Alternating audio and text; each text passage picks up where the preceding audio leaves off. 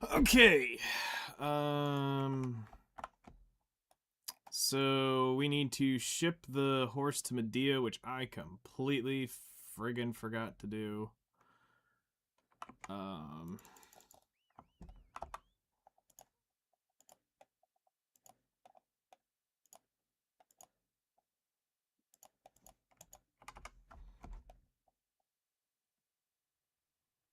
Well, yeah, I guess we'll leave you here. Um. Well, shit. No, it doesn't matter.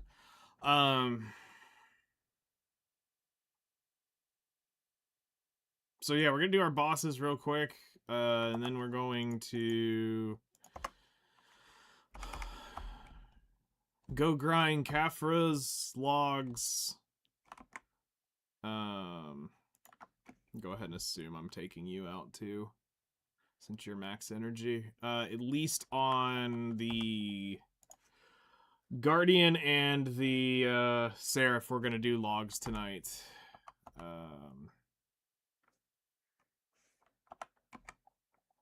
So yeah, we're gonna go knock these out, get this done, get the money from it, and then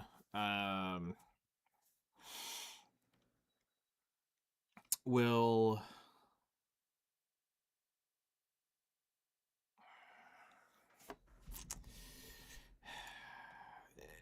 I like I I want to do Coral at night, but I don't know if I can put up with fucking retards. That's the only thing I don't know if I can do. Cuz my dumbass would fucking slaughter them. And I don't really want to do that. So also I did check that latest shipment of crates. We're up to 115 billion in here right now. So Thursday we will rip that. Most likely, and get the funds for that, or we may do it Wednesday. I'm not sure. I'm not sure where we're gonna do it. I'm thinking Wednesday or Thursday because I need to buy traces. I'm kind of debating. I kind of want to do it tonight. Like, just go ahead and just get the money over with. It's not like I'm gonna make too much more. From what we have.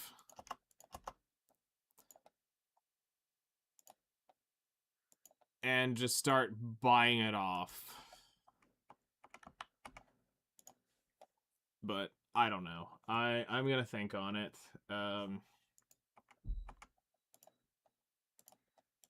All right, let's go over here, get our stuff, and go get this done.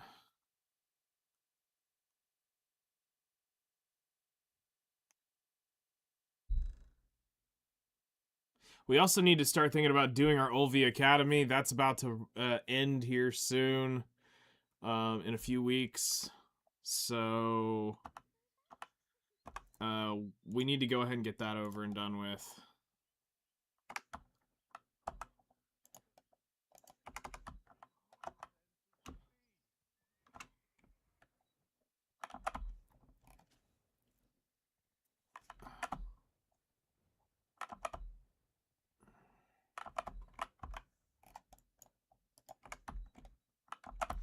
So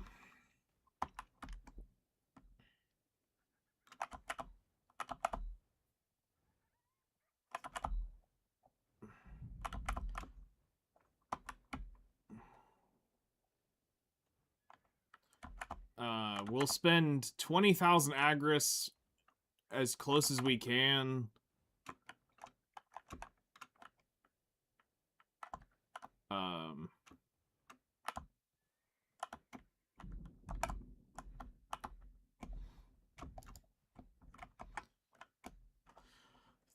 Doing logs.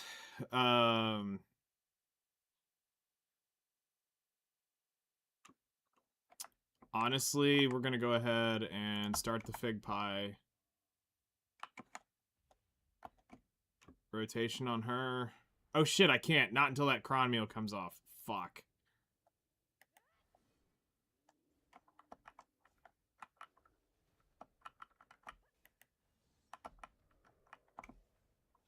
Oh, hi. What's up?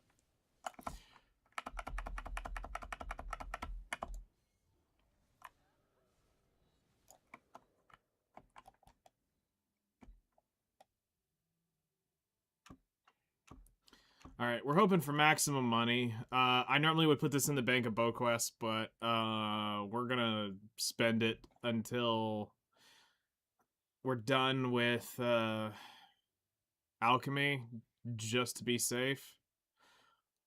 Because again, every dime matters. And I don't know what I will have to buy in the end. So I need maximum money. So now we're going to buy a bunch of Turo Hearts at some point. But I will only be able to buy that towards the end. Like, I could go ahead and probably buy 150, 200 of them and feel pretty safe. I could buy, I could buy 100 and I would feel safe. After 100, I kind of need to start seeing what's going on if I'm going to start buying Turo Hearts. So, hello there. If it isn't the guild resident red player. Man, that was this morning's news. Oh, so you're back on to the noble way of doing things? Oh yeah, I'm a normal person, didn't you know? Yeah, totally. I'm no longer red named. That's not me. Your name's just white. Gotcha. Yeah, I'm just at 13,000 karma. Counts. That's all that matters. Listen.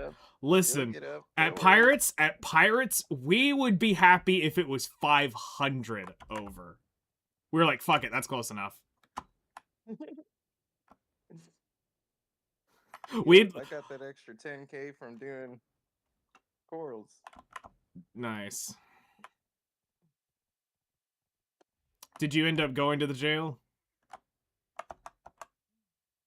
I was going to, but during the buff and being in the proper spot at Polly's, I didn't really need to. It just was going. I was doing like 150K instead of 70K in the hour. Okay. If that makes any sense. Yeah. I wasn't necessarily going full balls out. Okay. Or was in the proper spot for Polly's. I already knew that. I was just trying to be conservative. I mean, to be fair, for the 96 hours I put in at Polly's, nobody's at Polly's. Like, it's super rare to see. I mean, I even went red at Polly's, doing a Tannis Elements. Well, see, and that's where things change. Is that it used to be during every seasonal, whenever a season would start or something like that, or on seasonal. Yeah, people would be blasting through there to do the quests and stuff. Yeah, you would usually be having a hard time trying to get through that area. But nowadays, I haven't seen anybody on all the servers I've been there. You know, and that's the thing that kind of pisses me off about the dead content problem, or the content that's starting to magically become irrelevant. Well, it also doesn't help that they have permanent season now. It's not an actual season anymore. Right. You just stay on season, or start a new season character, and then, you know, whenever you feel like it. Yeah.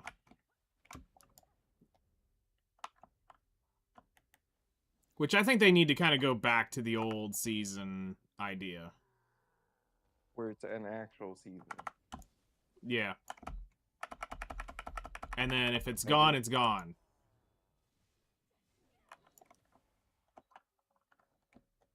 Because people will just, you know, if they have the money, they can keep buying those character tickets and keep making, yeah. Well, I mean, it's not I even about the understand why they character did it, tickets. though. It's not about the character tickets to me. I mean, I'm sure that makes them some money, but it's like, that's not, Yeah, in the grand scheme of things, it can't make them much. no, because there's a finite amount of character slots. Sure, you delete a character, start over, but there's no way people are cycling it just for the seasonal The coins. rewards. I mean, you can get enough pets free from it. You can get enough of the bits and pieces free from it. It does save time if you think about it. Just like the Olvi Academy, I realized that I can get 2 life crystals and 2 vital crystals from the Olvi Academy. So I'm gonna go do that today. So guess what the fuck I'm doing?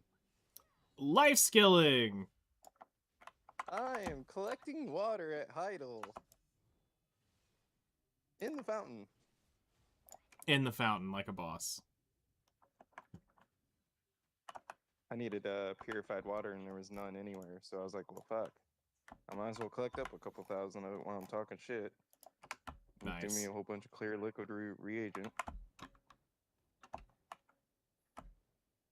Try to see if I could burn up that 1900 durability on that alchemy station I have at the academy house.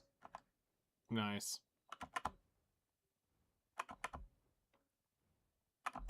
What about you, sir? You having any fun on today's adventure now?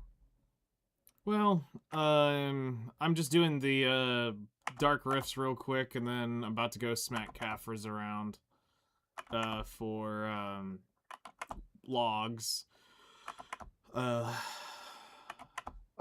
know what happened? My aunt Rain said that she was smacking Capras like earlier this morning or something. Like Mhm. she got home from work at like 4 o'clock in the morning. Yeah. And she said someone actually ran her out of doing just the tree ones. The Really? normal ones that you can just log. Yeah. Yeah. A red name actually ran her out. What the shit? Of those. Those aren't even the good It's ones. ones. It must have just No. been a red player hunting people. Like, that seems so random. She said that that the guy basically tried to kill her a few times, and what she did was, because she's on Draconia, she just flew the fuck away. I mean, that's Dracania shit 101. That's what I told her. I was like, hey, well, I'm glad you listened well when I told you if all else fails, fucking fly the fuck away. Yep. Yo, surprise them with a V and get the fuck out of there, and when you come to, just fly the fucking other direction. It's really hard for people to chase a Dracania. Mm-hmm. Yeah, because there's only 1 or 2 classes that can keep up. Yeah. Maybe 3. Well, kind of 4, actually, because of Nova. Nova's Yeah. pretty cracked out when she's cracked out. Or at least if you're awakened, you know? Yeah.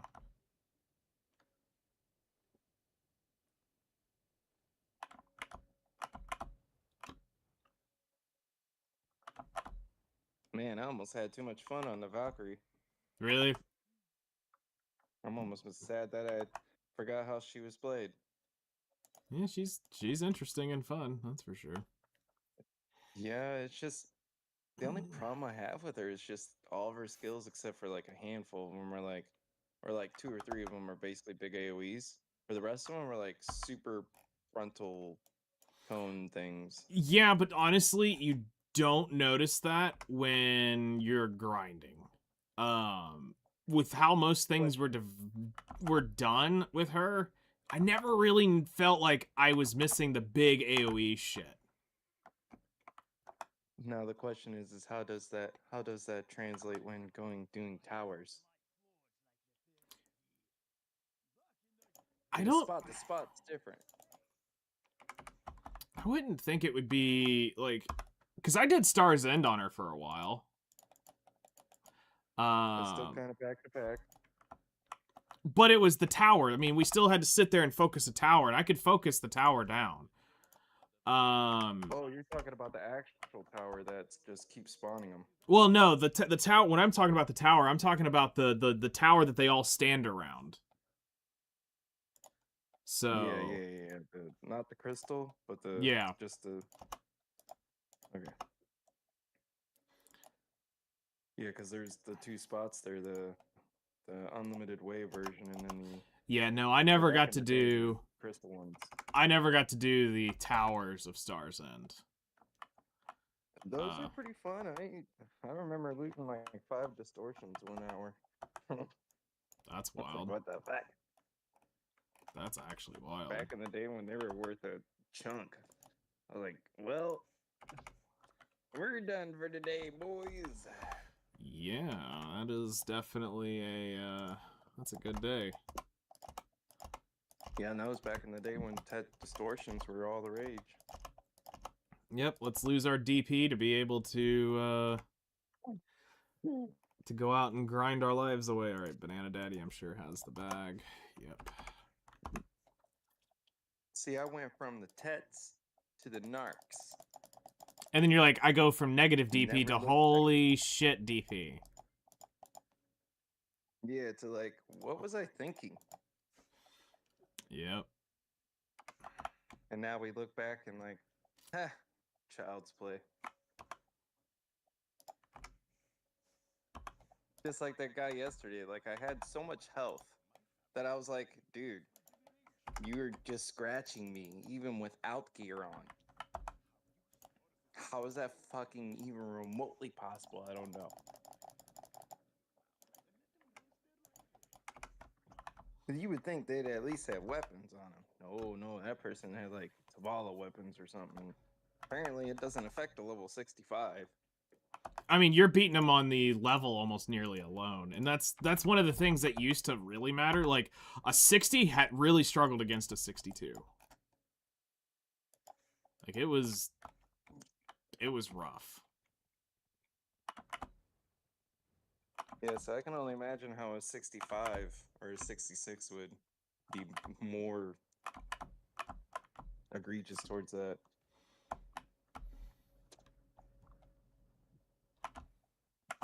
Because, like, that person was just, missing. Every now and then would get, and I was, like, trying to ignore them. Yeah. That was the worst part.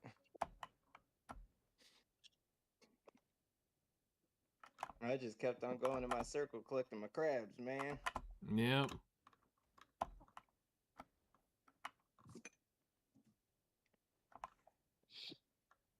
Well, what you doing right now?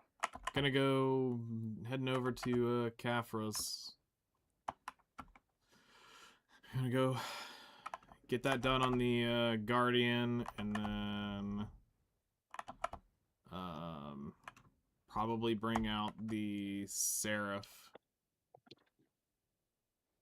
since I'll be pretty much, this is all I really need left to do. It's this and Coral, basically cooking stations. Or, well, alchemy stations. It's really all I'm kind of at now.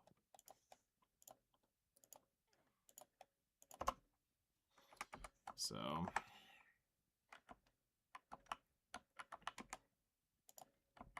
True. Long hard grind. Sorry, easy. Yeah, I mean, it's not that this isn't like super struggle. I've done worse. I've done worse grinds.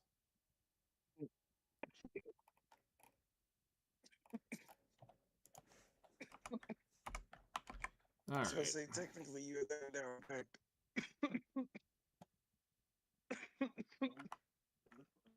All right. Lumbering.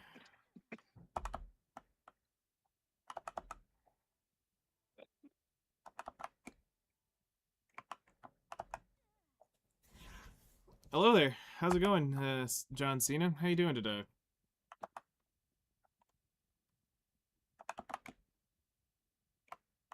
How goes your afternoon, evening, morning? Oh.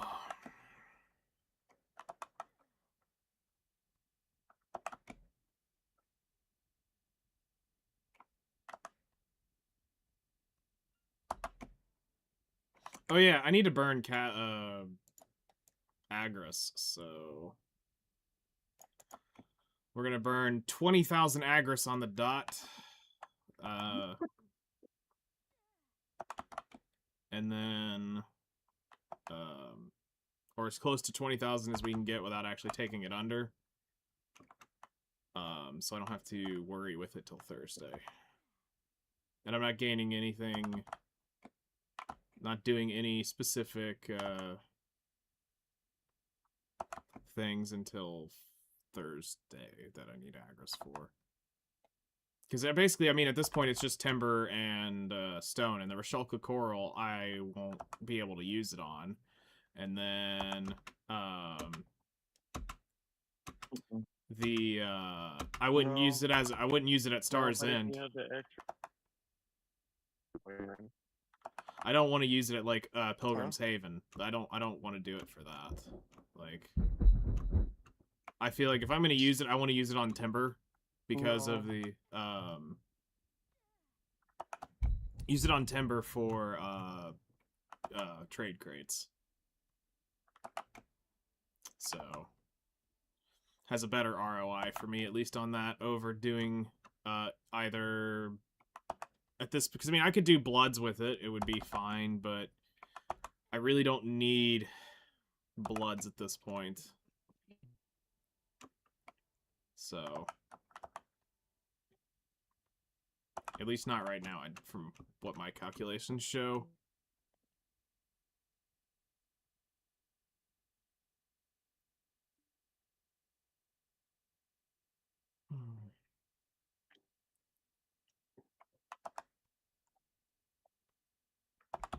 Holy crap, I wonder if that's a cap on the bottle of river water. You're super robotic-y all of a sudden. Sounds, you know, yeah. Like, really, like, worse than Optimus Prime Damn it. robotic-y. Optimus Prime. Except without the deep voice. Damn it. I know, right? Domo obrigado, Mr. Roboto. Exactly. Domo. Whoops. Alright, got that. And let's see here. Glory 2. How you following? Welcome in. Welcome in. Okay, I'm getting 4s and 3s. Okay. I wonder if it goes up to 5.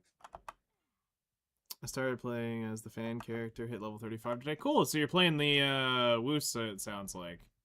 She's pretty neat. Yeah, Wusa. She's got a pretty cool kit. It's definitely Smack bitches with fans. definitely easy, especially with that space bar every time you attack. I have spent almost no time on my Sorry. Wusa, so I wouldn't know.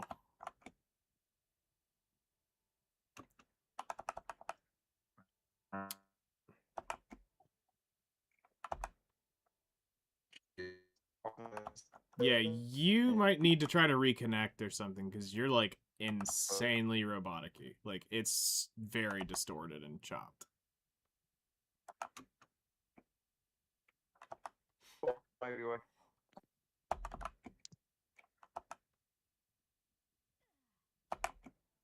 You know what? What? You know why it's bad though? Why? Does it sound better? Yeah, it's clean right now. Oh, you wanna know why? Why? Because I was trying to use my data. Ah, so you were checking your internet. I was chugging on 4G 1 bar. Ah, okay. Yeah, much cleaner now. It should be at 1,000 freaking megabytes a damn second. Hell yeah. Oop. I don't play no games. I mean, I play all the games. Yeah. So what do you think so far, John Cena? Getting in and getting into the game, now actually being able to go hands-on with it.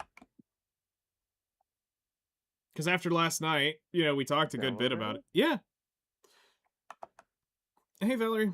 Hello there. Hey, he's got a level 35 character tonight already. Oh, Freddy. So I heard you create seasonal character each season. Yes, you want to do a season early on because of the rewards it gives you, but later on you're just going to create characters. You'll create a seasonal character once you burn through the seasonal refreshes. It's just to help get rewards. Do you have to do seasonals? No. Does it make it a little bit easier? Yes. Seasonal is definitely worth doing. Recommended. But it's not like it's not like you're not Recommended gonna for get sure. it. It's not like you're gonna get super left behind by not doing every character on season. No. So Yeah, I mean, no. Yeah, you don't have to do every. No. You just do it for the exchanges or for most of the stuff if you don't have it, like in the. because it gets you that gear exchange early. list. Yeah, it I gets you forget gear what early it's on. It gets you Horse stuff. Yep.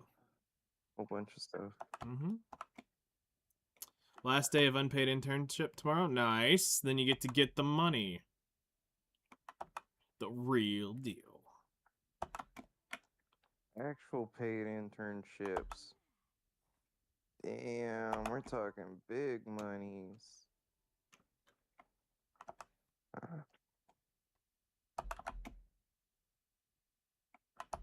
Good money, sir.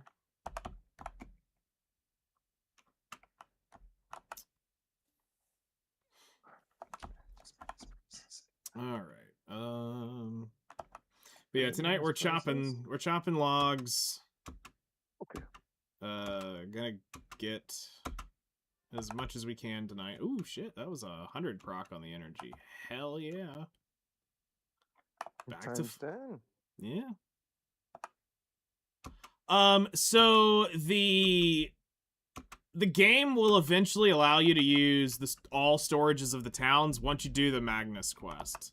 Until you do the Magnus quest, the only thing you'll have access to for your main characters is your family inventory. Now, what I mean by this is you'll still be able to independently use the main storages in the cities on all characters, but until you do the Magnus quest, you can't access all storages from one storage. But yes, it's still technically it's still technically family bound, where all characters can access those storages. It'd be wild. I could not imagine juggling the game with having each storage character bound. Could you imagine? Yeah. Imagine the inventory management to have to do that shit. That's like the old days with the older MMOs. Like you had all kinds of different characters, and guess what? Each character had a different storage. But it wasn't like, oh, how like this game, how the storages are spread apart. No, it was just one storage keeper, and you went to that storage keeper, and then everybody had. But it was on different characters. Yeah, I would not be able to function with all the materials that I go through. I would lose my damn mind.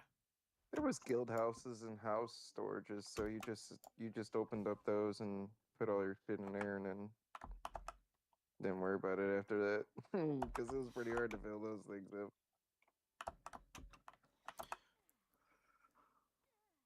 But in here, so depending on the same item, so I'm not 100% sure on like what item you're talking about. If you gave me like a couple items, I could kind of give you an idea. But the general idea is the main quest is going to be giving you things like potions, foods. It's basically just starter shit. It's also going to be giving you weapons and stuff that are intended to put on your character and level up. If it's giving you a duplicate accessories, that's by design, because that's how you level up your accessories, is with another accessory. The base, yeah, base with another. In this case, the Tivala. Yep. But if it's like other items, I would have to see kind of what item we're talking about.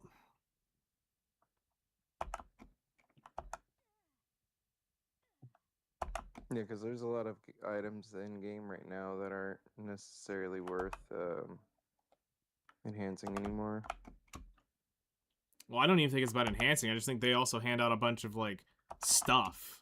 Like it's meant to be like, oh yeah, use this True. real quick, and this is to enhance. This is to, and they don't really say. That's true.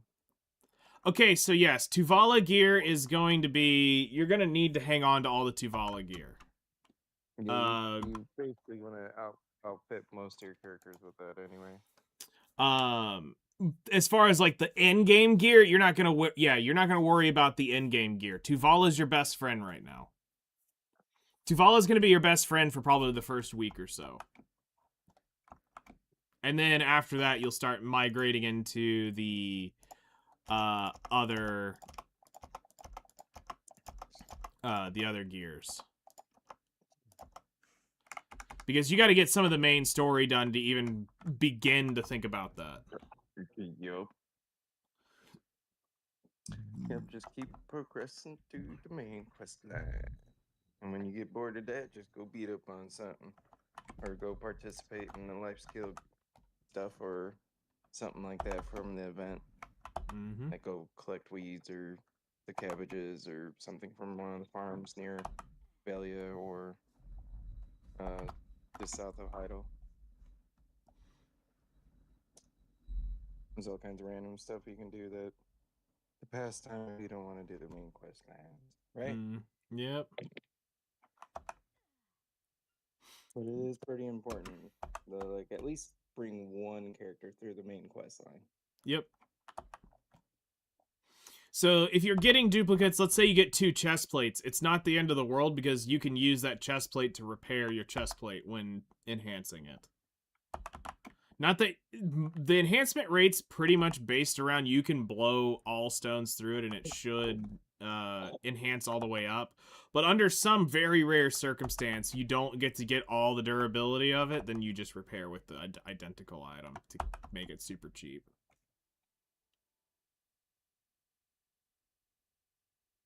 It's basically slavery. I mean, it's an educational opportunity. Yes, think of it as the Koreans teaching you a lesson in life. I've learned a lot of life lessons. From the Koreans? From a few Koreans, yeah. I'll pay you an exposure. Yeah, you will. I bet you will. Just think about all the exposure you get by doing this. Expose these nuts. Yeah, I was gonna. Damn it. Yes. All right. Exposing these nuts. So, what do life skill levels do? Do they benefit you to craft higher items? Can you just bulk sell items to NPC, or do you sell the market? Okay, so yes to everything, but that's not how the life skills work. Okay, so life skills are independent per type.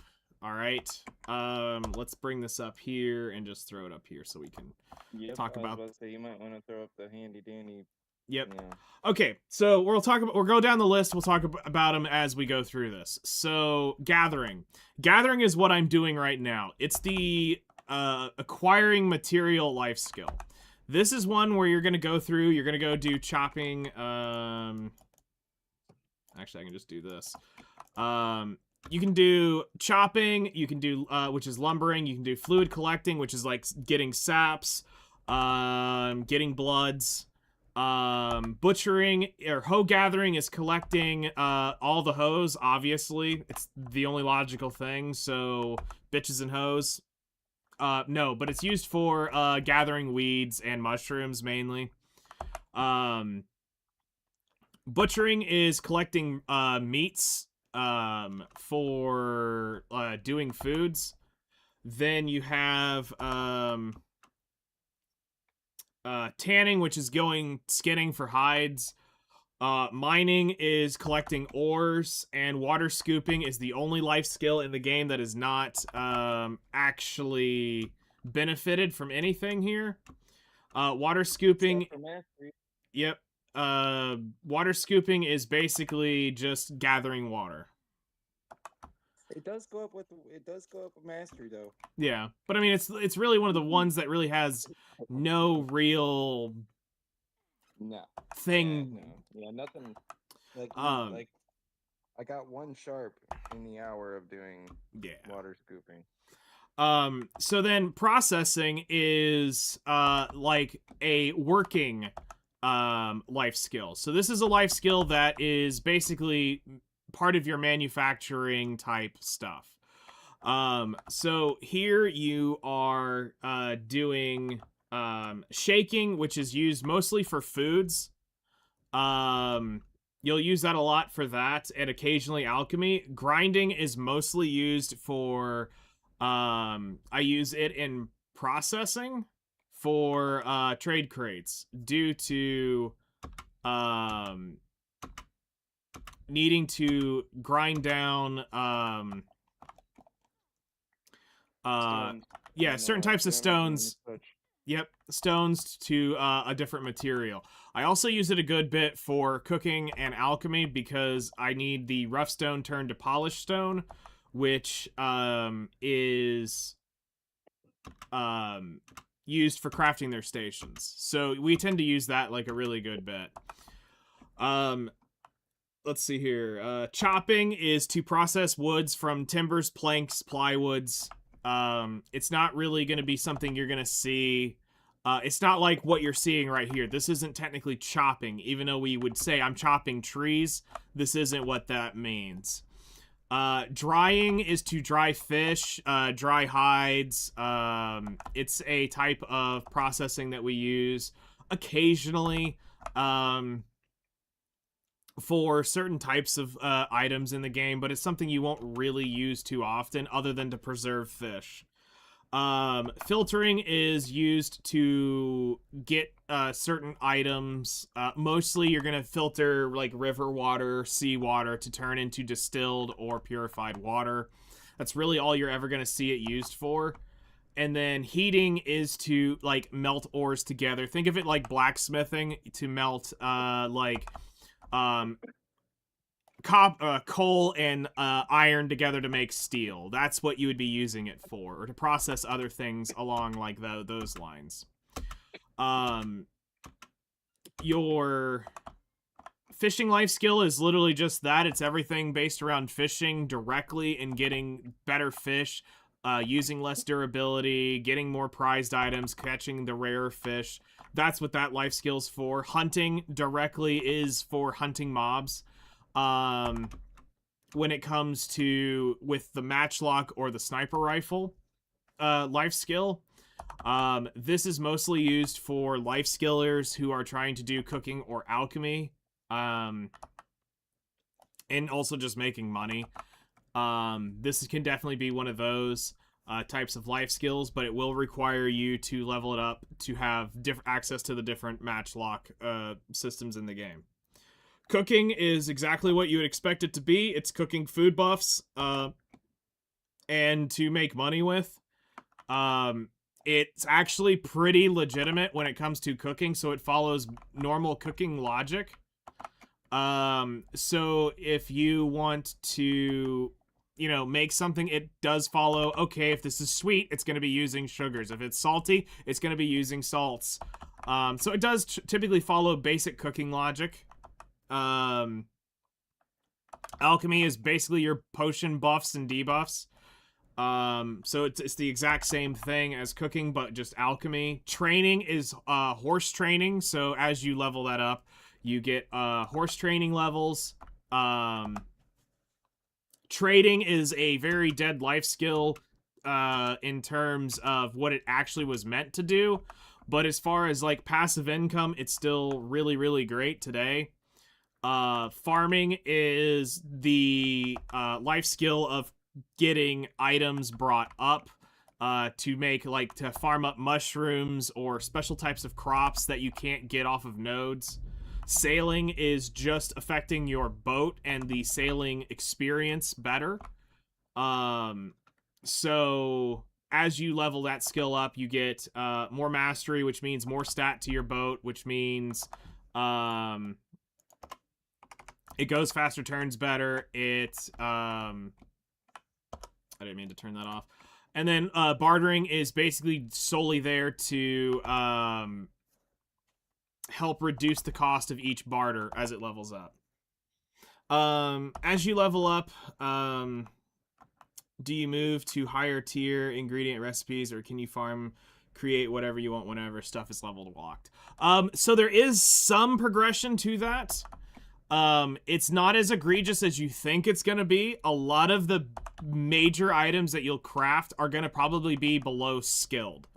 The thing is like, you don't really have to worry about the old school grind of levels too much as a new player, because of the Olvia Academy will power level you through most everything to professional or artisan. So you'll at least get to this skill level on everything. Now, yes, there is stuff that is level locked behind doing up to master, I believe, to craft. And there is a few things now that are guru locked. But those aren't gonna be, like, realistically things you're gonna worry about right away, because by the time you get to it, you're gonna have the level that you're gonna need for it really anyway. Unless you're gonna try to, like, tomorrow you want to start working on making Imperial crates. Okay, well, you're gonna need to get Guru to get the biggest bang for your buck out of that, so you'd have to be power leveling to get Guru. And that's not something you're gonna do just right away. So, when it comes to, as far as, like, the actual recipes, everything is technically available, but it will fail. Which I know doesn't make sense. So you can't craft an item that requires skilled at apprentice, but it is there. The recipe technically exists, but it's not like you actually physically unlock a recipe. And from what I remember, only the big meals, I believe, are locked behind. Because, like, this needs professional 1 to make. This needs professional 1. This needs artisan 1 to get a chance at this. This needs... doesn't actually say on this one. This doesn't even say on this one. So the meals don't actually say anything specific. Okay. I know some of the...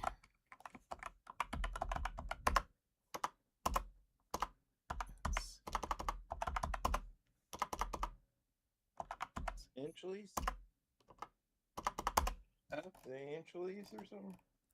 I'm trying to see if I have any Valencia meals, but it doesn't look like I have any raw. Okay, unfortunate. I was gonna check, because I think that needs master to craft. Unless they've lowered the leveled on it. So leveling up does have benefits. As you level up the life skills, the item becomes worth more. Okay, so I can kind of explain that. So you're afraid that the game sets you up completely, and then the grind will just be minimal upgrades. Is that... So... yes and no, okay? You're in a state as a new player, you're going to see exponential upgrades for a while.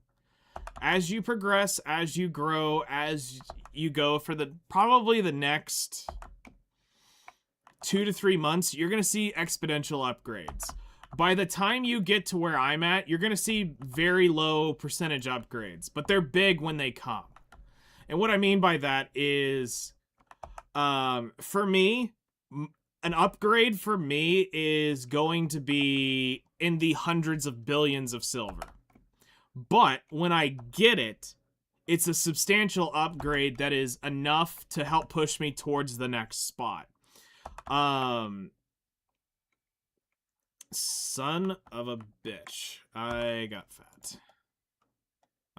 Pop it perfume. Let's go to the guild manor and drop that off. So you're not gonna hit a brick wall in terms of upgrades for a while until you get to that late game thing. But at that point, you'll be with the crowd, so every upgrade is gonna be time consuming but worth it when you get it. So There. Good. And a drag version. He's gonna toast him. So think about it like this. Right now, your armor upgrades, you're going to be exploding in power almost every time you get an upgrade. And then once you get to having mostly Adanya gear and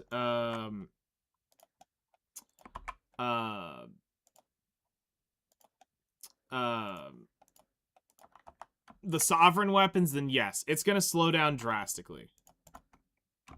And it's just not going to be an upgrade every couple days. So don't get in the one thing that I always try to warn people with about is don't get into the dopamine hit of this is how easily your armor will always upgrade. You need to look at it as it's going to take a while to upgrade. Now, obviously, money is king here, and so is luck. So, just because I say you're not going to get an upgrade all the time doesn't mean that you're not going to actually see upgrades sooner than some, later than others. It'll come down to your work ethic, your grind ethic, how much money you make an hour, how often do you play, how much money did you put into the game, because there are certain things that will definitely increase how fast that happens. How fast do you get tier 4 pets? How do you buy inventory and weight on a character? Do you let's see here. Do you buy the 8 fences? Do you get the tent right away? There's a lot of different things that can change how that goes from a cash shop. Does it mean that you'll get there much faster? No. But does it mean you might get there faster? Yes. Yes. Because there are certain convenience items. Because obviously, if you have tier 4 pets, you're going to be looting items faster, which means you'll be making more money grinding. But is that going to be the difference in you making 1 billion silver versus 2 billion silver an hour? No. It's not that drastic. It's more like you might drop 400, 500 million short. Which is a big... If you don't have pets at all, I mean... Then, yeah, no, then you're completely screwed. But the game does pretty well at giving you some pets. Sure the hell does. So, you won't get minimal grinds. Or minimal gains for a while. Because right now, just you going from Tuvala weapon to the Black Star weapons is like a 600% damage increase to your account.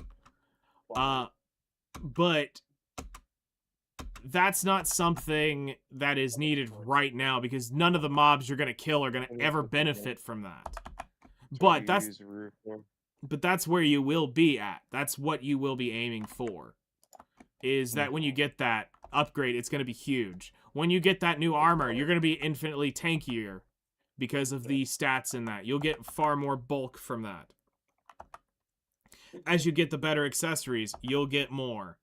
So just give it time, and those upgrades will be there. But minimal upgrades, it's not really the early mid-game. Is not minimal. It's quite substantial with what they give away now. Easier to get.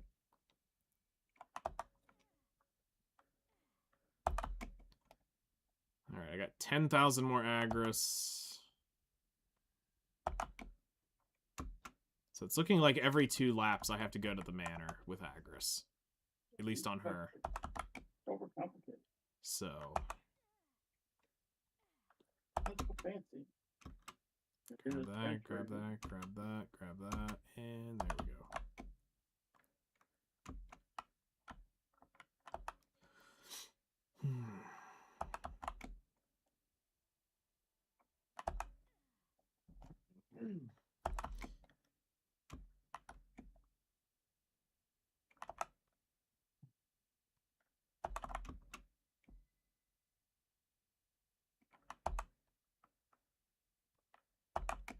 seems like they started letting this burn a lot further back. I don't remember it burning that far back. Not only, there's some spots where it feels like it just burns you, like, and you're nowhere near the damn lava. Yeah. Oh, yeah, I got 4,000 more clear liquid reagents to make. Nice. Hopefully that's enough to satisfy the alchemy gods for now. No. More. More! I said More! Yes. I need it. Mm-hmm.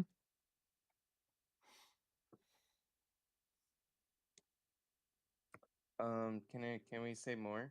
More! How do we say this? More. Sounds like we needed in other languages at this point.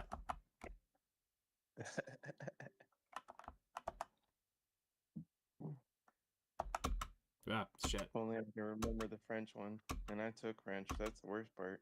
I took Spanish and I should know this, but it's slipping past my mind. Mucho? Or no? No, not mucho. That's much? No. Mucho plus? Like, why would you grind for better? Okay, hold on. Let me read the full thing. You know how WoW and you get better gear to clear higher dungeons. What's the case in BDO to be able to kill higher level mobs? Yes. So the grind loop is basically this: you are killing mobs to get better gear, to kill better mobs to get even better gear, to kill mobs to get even better gear, to eventually PvP Yeah. in the game. There you go. So it is a idea of being able to go out and kind of do whatever you want whenever you want. So yeah. So if you want to go do the dungeons, well, you got to obviously get a certain gear score to be able to even go in there. You got to have a certain set of stats to be able to do those dungeons. So that can get pretty easy as you get wrapped into the game. It's not super hard to get to that level. But it's about efficiency. You know, how much money to make an hour is going to depend on that gear. And as you work your way through it, but this is where we said, like, the game basically is going to end up giving you most of the gear. It's about you leveling it up and working on it and getting to go through the world and do these different grind spots, do the party spots with your friends, loot the items, chase the treasure items that are in the game. And those will require significant investments to do. But that's not just going to be done with basic gear that a character is given. You can do some of the old ones that way, but some of the new ones you need the new gear to do. So gear is basically is kind of part of the main grind of the game. And it's drawn out enough that it makes it not feel like it's a weekend game. You will have to put time into this. You're not going to get everything handed to you in a month. So it's meant to be a long grind that you will get frustrated with at times, and there's going to be times you're going, why don't I do this all the time? So each type of grind is going to be a little bit different. Your weapon grinds will be different than your armor grind, and your accessory grinds will be different than your weapons and your armor. So you have those types of grinds right there. Then you have your life skill accessories and life skill items in general that you will consider wanting to level up as well. So everything is basically there for a purpose in making your life slightly easier as it goes forward.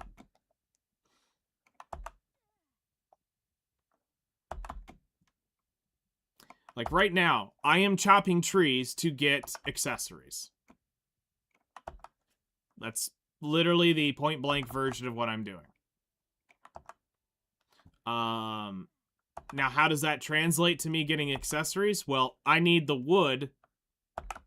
Specifically, I need these logs to be converted to standardized timber squares that make my alchemy stations. So to make sure I have enough, I am going through and chopping trees down and making sure I have enough logs and rough stone for any extra stations I need. While I mathematically currently have enough, it's if I have to make other stations of things and items, I want to make sure I have enough backup stations that I don't have to go out and grind that out mid grind of me trying to get my alchemy done. This way it doesn't stall me out in my process, because I try to be prepared for everything. Which is also why I'll be getting my finances in order before we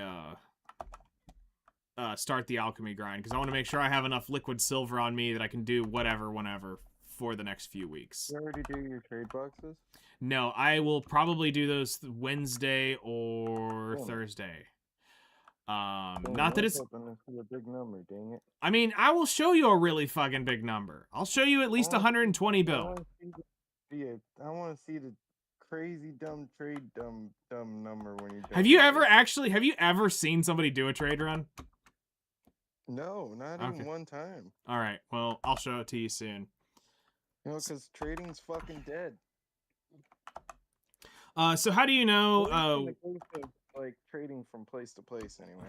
Yeah. So I'll definitely show that to you soon.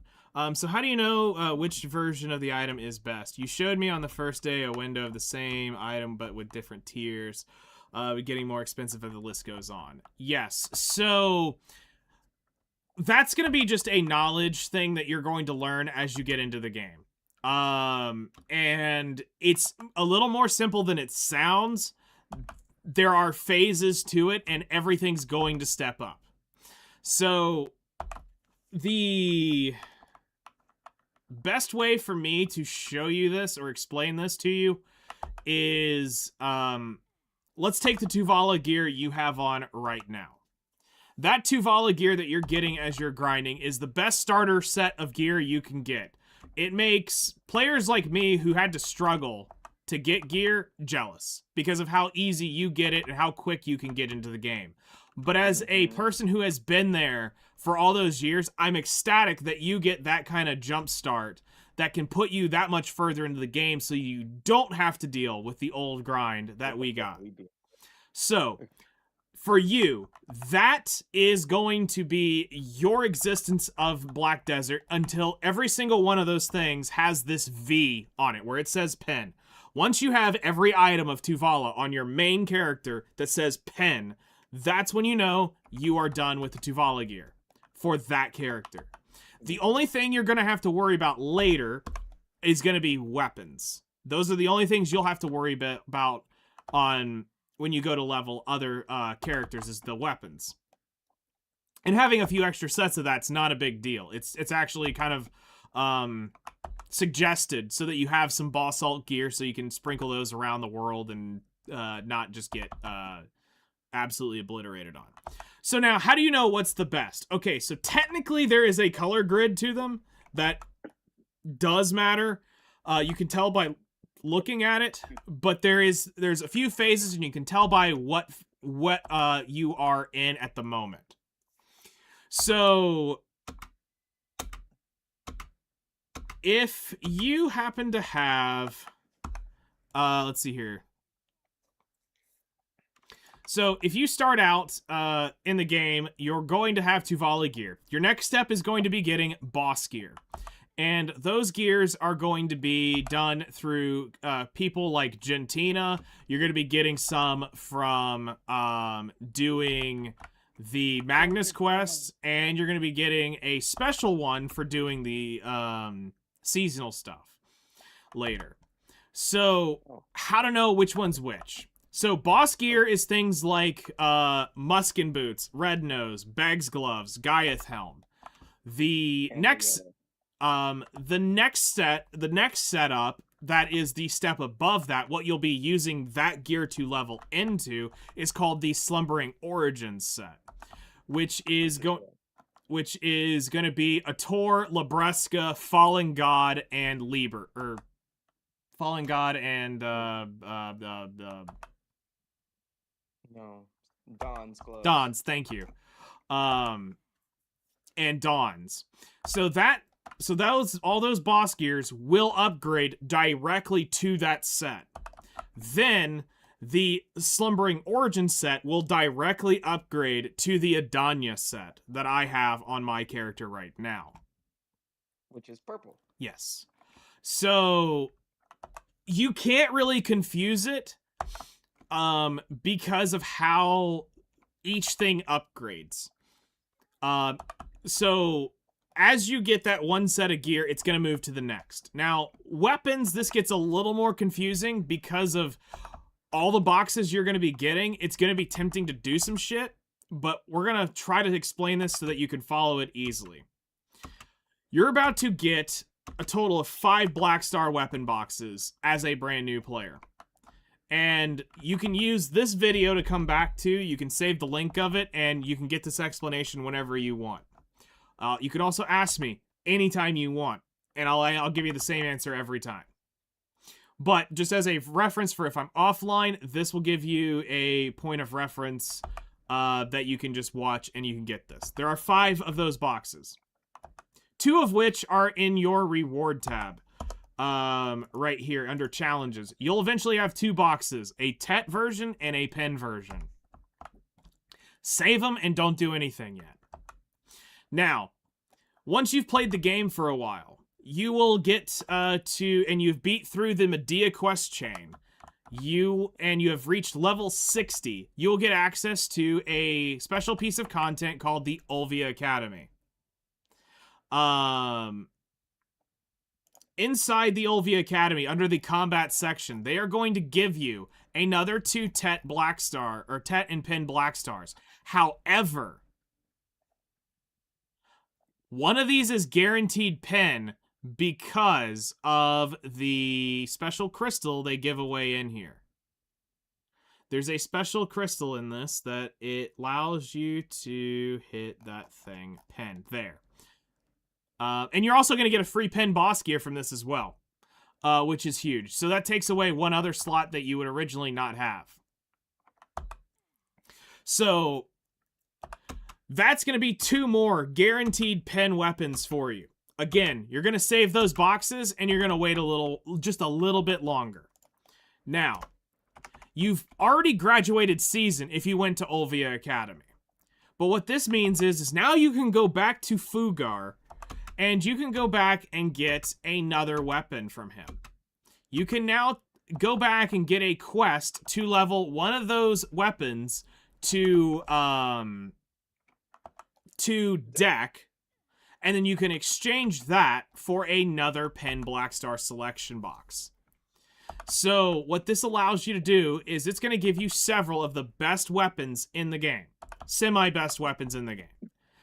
So here's why this is important, and it's specifically important that new players follow this math, is because the first 2 weapons, the main hand weapon and the awakening weapon, are guaranteed to turn over to Sovereign as long as you have 2 pens of each.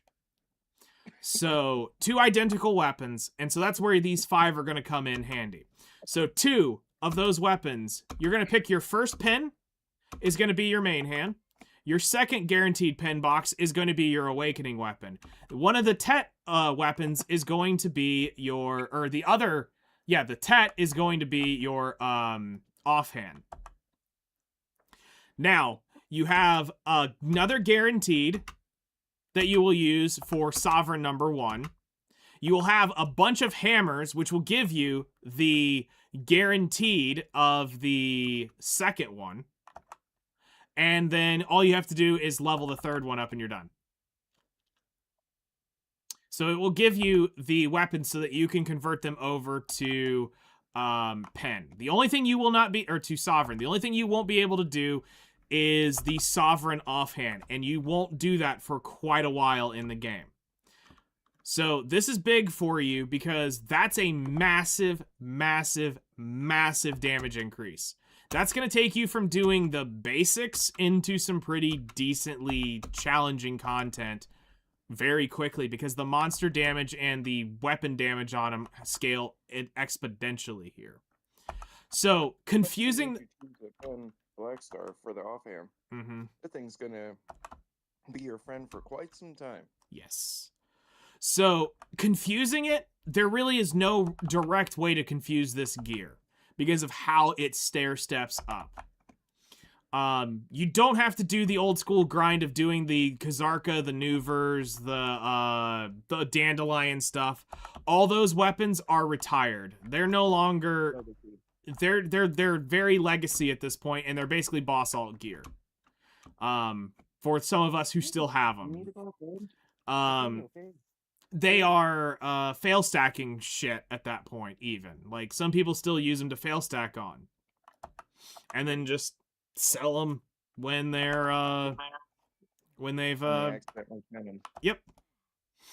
So accessories is a little more challenging because accessories is going to be a little bit of a different grind for a new player than what we had. Thankfully, the Tuvala accessories aren't terrible. And there's Kaposha accessories that are given to you that are pretty decent at that. They can hold their own until for a while. Until you get the Kherzad's or until you decide what you want to do and because there's pen route or go because there's two Gentina rings that are actually there's two Gentina rings you can get that are optimal to get started. That'll give you some AP for a while. The only problem with the Gentina thing is the amount that it costs. You have to relook at that and judge and base on what the current market is. Because I know most of the costs. At that point. That is a good point. The only thing is I think it was Blackstone's was the most of the cost of it, was it not? The old Moon Catalysts. But they give so many of those away right now. That's the other thing. They used to. Okay, so I guess you'd have to look at the Old Moon Catalysts thing. Because that's expensive. True. But I guess at that point, if you're at 10 bill deep into one of those, you could go ahead and do another 10 bill and just get the Tet Debareka. So most players may just skip over the Gentinas at this point and go Tet Debos. That's not a terrible grind. Unfortunately, it's kind of legacy unless you got it like I did, when you can just switch your stuff from your pen Gentinas that you got and did it for the Essence of Dawn, so that way you can upgrade your Kherzad's like I did. I might eventually nuke my Narcs and do that. I might eventually nuke my Narcs just to get some money. I haven't thought about that because at this point we're never gonna really get to use pen Narcs again. No. Like your Adonic blue is gonna be so strong that you're gonna be like, why am I gonna do that when I could just switch out the stones at the bottom for more defense? Well, that's what I was kind of saying is it's not like anymore because I was looking at the comma damage on them because that was like the reason why you kind of wanted to use them back in the day was that extra comma damage. Oh, I was thinking of the damn defense, the 5 defense per. Yeah, that's true. That is something to consider. So it would just be so low as far as like your earrings. I'll probably end up nuking him and selling the Essence of Dawn at some point. If my main character is super strong, is there still a point to making a seasonal character? Yes. Yeah. Okay, so eventually you will be able to do what I'm doing right now. So my Guardian is currently not actually geared. My Guardian is naked. I don't have any gear on her that is actually hers. This is actually all my Seraph's gear currently on her. So there is a tagging system in the game that allows you to tag your best gear to a character. Now, they just started recently, about a month and a half ago, doing a special event where for 1 silver you can tag the on-rotation characters for 1 silver, which is nothing. So it allows you to experience another class equally geared and go wherever you want to test or play or experience another class. So doing more seasonals is at your state until you've burned all of the seasonal tickets is honestly about getting the rewards from it. Now, I'm never going to pressure anybody to spend, but if you are the player who is a spending player and they don't care and they're in a financial spot where they can, buying the seasonal pass every season is worth by the value of what you get. Just in the Celestial Horn alone makes that pack worth the money. Not the Cronstones, not the Maids, not the Book of Combat and all the other great stuff that comes with it, the outfit. All of that is good, but it's the Celestial Horn value to a player is huge because that Celestial Horn allows me to call a mount from anywhere in the world.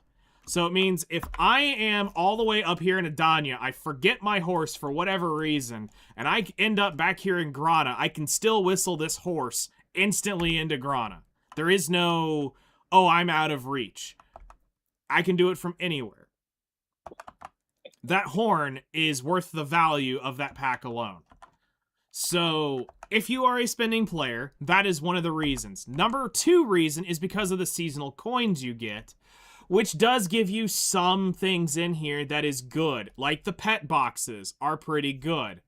Eventually the mythical sensors are good. It gives you maids. It gives you, the maid boxes are good. Right off the start, basically. So it gives you some Tri-Manos accessories basically for actually you don't even need that anymore with the other Olvia Academy. You don't need that Yeah, anymore. but the Flameros is kind of almost legacy now. Yep. Even though it's nice to use on another character. Yes. Don't get me wrong. So yes, that would be one of the reasons because if you pay for the seasonal ticket, you'll get instead of 100, 200 of those coins, which is kind of OP. So the reasons to do it would mostly be that it's to get the extra bonus rewards from doing the seasonal journey. And it's also just to get the extra gear for another character. Because you go through, you can level up another set. I mean, you can level up another set of Tuvala gear, and specifically the weapons is what you're mostly interested in, regardless. You can level those up and get another boss alt ready. Another character that if you want to just say for right now, I want to go try something else, it's a great jump start to do it. You don't have to do all the story shit later. There's a faster route that you can do. You can do the simplified, which is literally just go level up, grind, level up, grind, level up, grind, and you don't have to go do story. It skips all of that up to Medea, through Medea. So all you have to do is just get level 60 and you're done with the seasonal journey. You don't have to do any questing or anything like that, which is beneficial to some.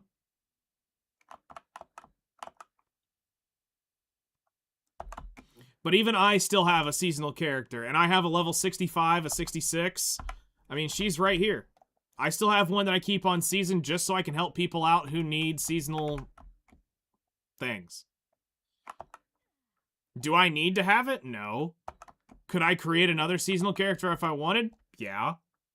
I've got, I think, 2 more tickets, but I only have 1 more slot on my account. I have 43 of 44 slots. So I'm just kind of waiting to figure out what I want to do with that last slot.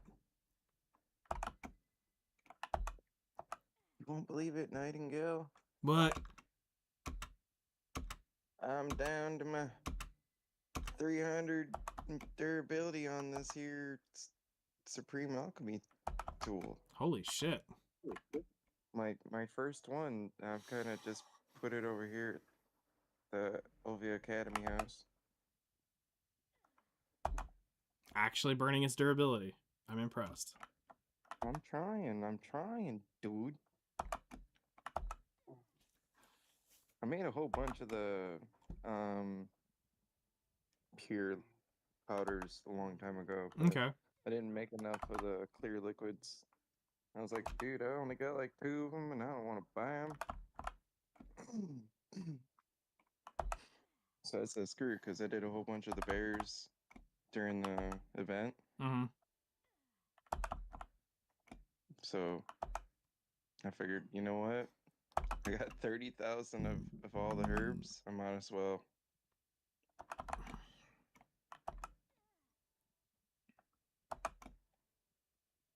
I mean, for me, that's a lot of stuff. Yeah. To me, that's 1 like 1,000th of what I'm about to blow through. You shut your guru self up. I think I'm at 400,000 clear liquid reagents. That's kind of nauseating. Let me see what I've created so far out of the. Looks like I almost burnt through. Thanks once again for the Q&A session. Got to go to 2.5. sleep now. Have fun. Yeah, no problem. Happy to help. Good night, and welcome to Black Desert. One of us. One of us. One of us. 5,000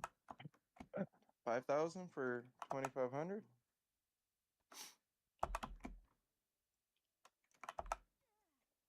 I say I'm doing okay, I guess. Yeah, that's pretty good.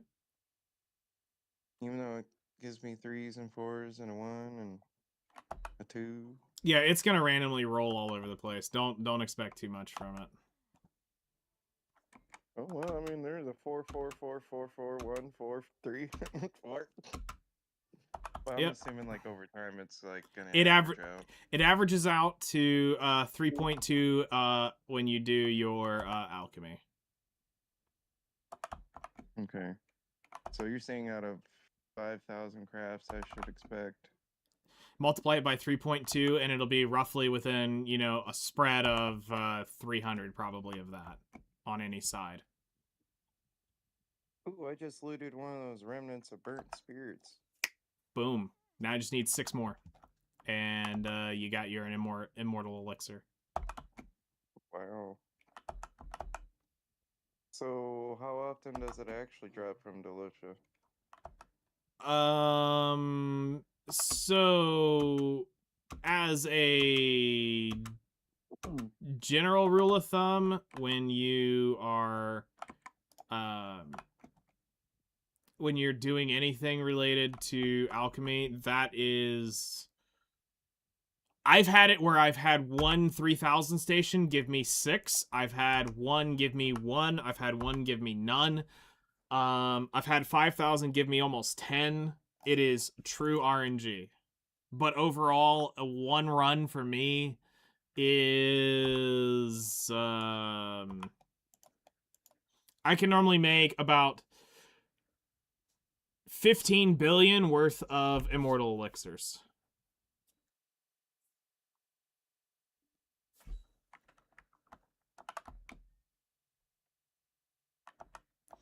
All right, so let's take this Adania lumbering run and see what we got.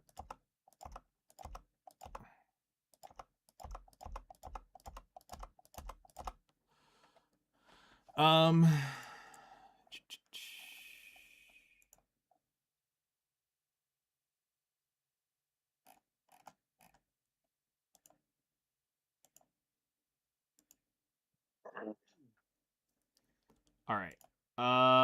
So we did 1 hour. We burned. Let's see here. We had 60,000 Agris minus 43,500, 16,5. Whoops, not energy. 16,500 Agris All right, so Caphras Timber, we got 15,910. Planks, we got 542. Caphras Essence, we got 140. Logs, we got 15,702. Red Tree Knot, 1,833. 1,594 in the old bark. Spirit Leaves is 1781. Bloody Tree Knots 1787. Fragments 0. I got 123 sharps.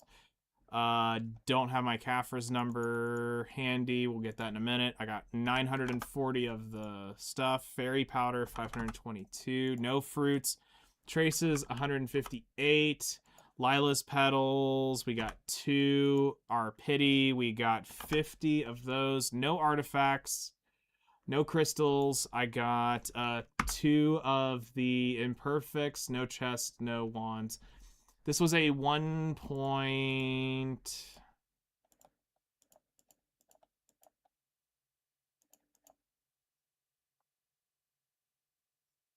a 1.2 billion silver hour on this. Energy, we used 700. All right. Save. And now let's grab the Caphras. Okay, so Caphras, we got 161. Here's Master 17 finally. 1.5. Okay. I'm pretty sure we didn't actually get this. There's no way. No, 150. Yeah, okay, never mind. It's legit. All right, 161. Edit. All right. I'll give it to it. I don't know why you second doubting yourself over here. Because I saw the 68 Blackstones in my inventory, and I'm like, where the fuck? Because that's normally a sign I hadn't cleaned out my inventory. So I panicked. No Buenos? Or Buenos? Buenos. Alright, here we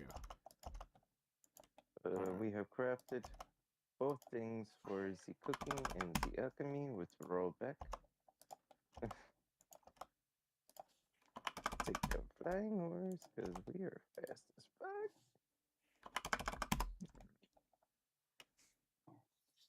I need this to be in Commosylve.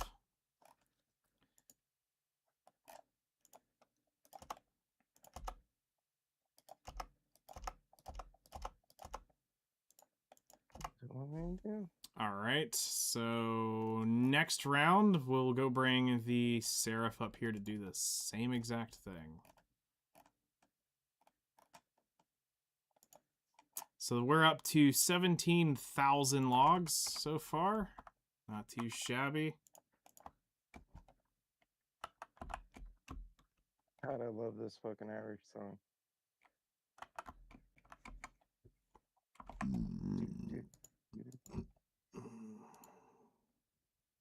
Just makes me want to learn how to play violin.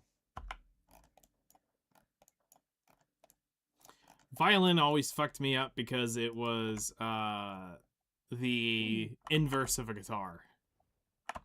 Yeah, because there's no chords.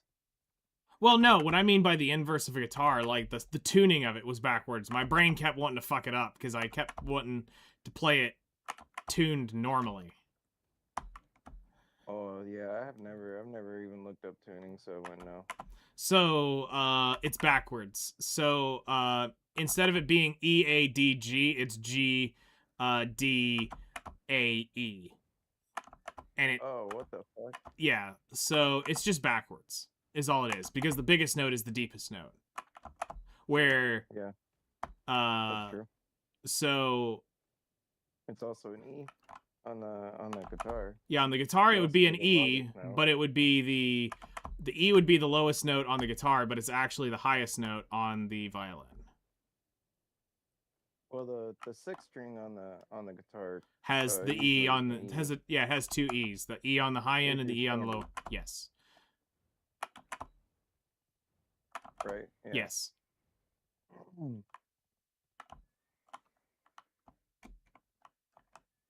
Yeah, I've been playing guitar for pretty long enough. I've been doing it But I since like I that. was been doing guitar since I was 12 years old. See, I wish I learned that early. My Uncle Brian was playing, but see, he was such a fucking jerk. He didn't want to teach even his own kids, let alone his own nephew. Well, My grandfather taught us, though. the issue for me was convincing mom and dad I'd actually play. That was the struggle. Son of a bitch! I did all that with my fucking life skill PvE accessories on. Those two are Ree. Okay, well that's Well, not the smartest crayon in the toolbox. you know, we're not gonna say nothing about that, sir.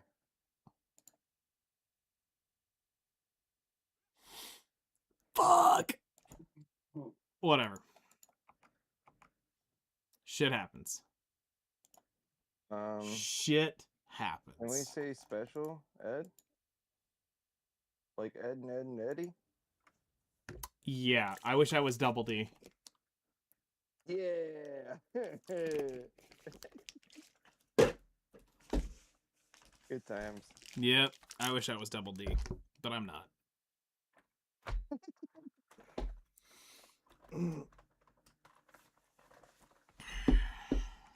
Yeah, I don't know if I would have wanted to be Eddie. I mean, Eddie looked like he had a pretty fucked up haircut growing up. I don't know about you, but Yep.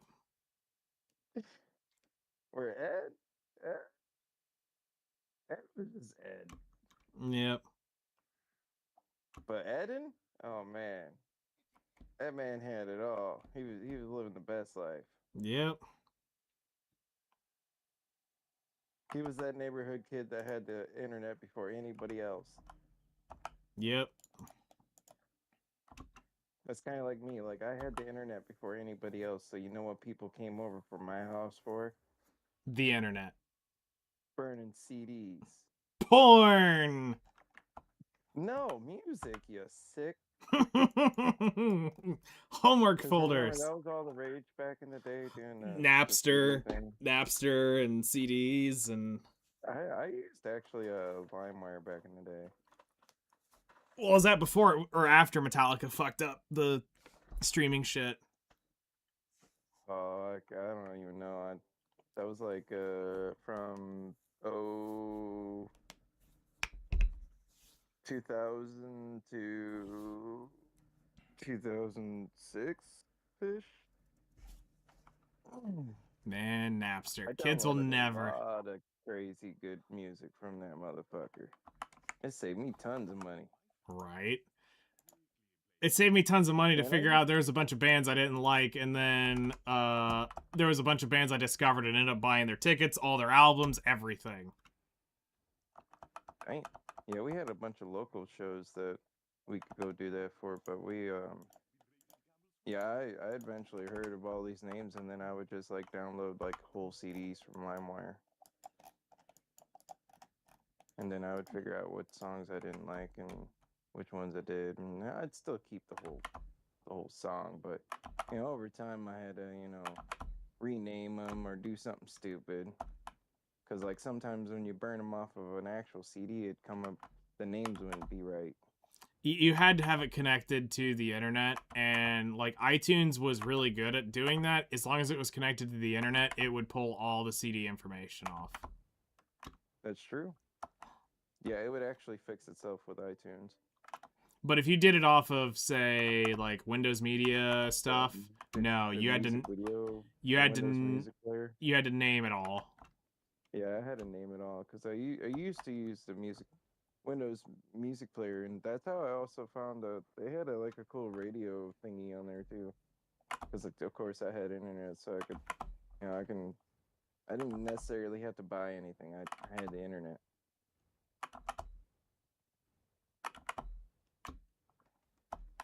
I've got a 400 terabyte hard drive somewhere, or not 400 terabyte, 400 gigabyte hard drive with just music on. Gigabyte, yep. Because it was before I Same. could get a hold of a 500, and it was the second biggest one I had to be able to do shit with. So somewhere I got around a here. red Western Digital one that's filled up with like movies from like the mid 2000s to like almost 2010s. Just all the good ones. 'Cause back then that was just how we were watching stuff. Yep. We're pirating them there movies. Yep. What was that? Pirate Bay? Yep. Using them there torrents. Those were the times. Like We one used for to do me. it on a shit laptops. That way, if it got a bad virus, you didn't have to give a shit. Yep. I did.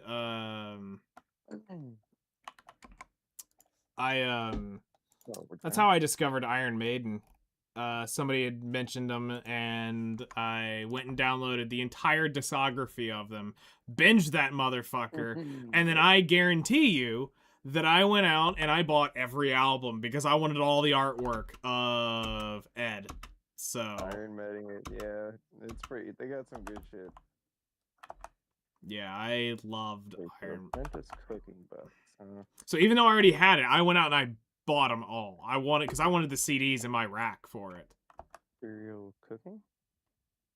Cuisine. There we go. That one. So Sorry. those were good Give me times. 5 boxes. Yeah, I have the full discography as well. Nice.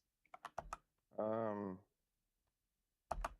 also have like the full discography for like Atreyu Nice. because Atreyu. I remember one of my friends actually had like the full CD. Yep. From them, like the full CD set. He was like, "Here, dude, just download them, burn them on your computer real quick." I was like, "Hell yeah, man!" I mean, if I went to go ever find my box of CDs, I'm sure there's about 400 to 600 CDs in them. And Dude, I had like almost 100 gigs worth of just music back in the day. Cause I remember, there was times when, you weren't gonna have the internet because, well, there was no data stuff back then. Yep.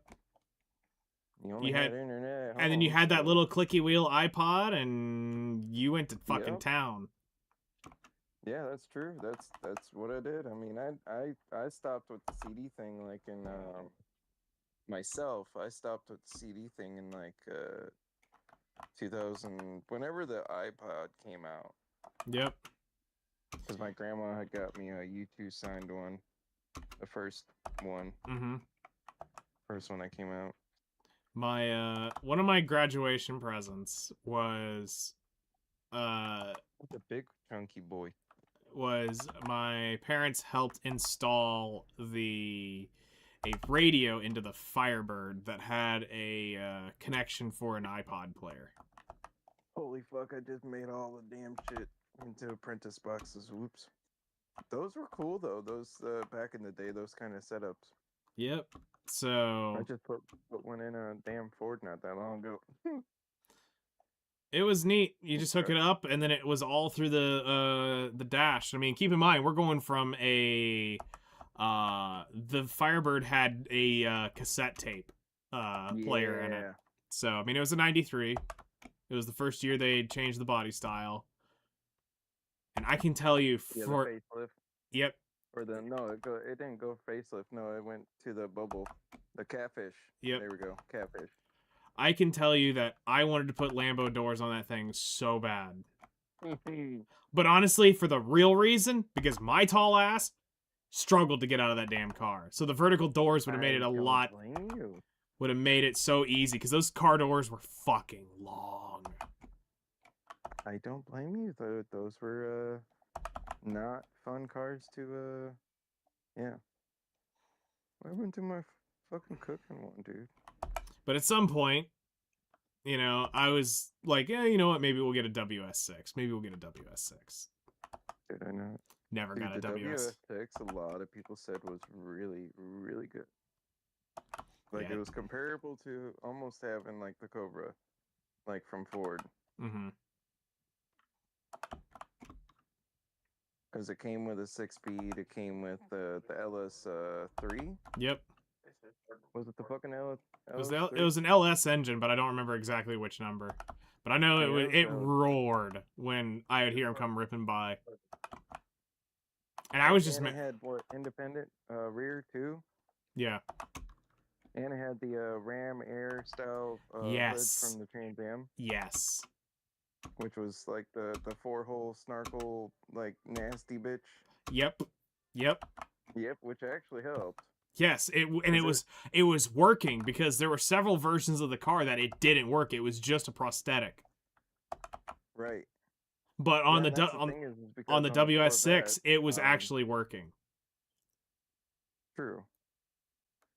Well, on the Corvette, it uses a similar snorkel, but on the Corvette, it's not as open. Mm-hmm.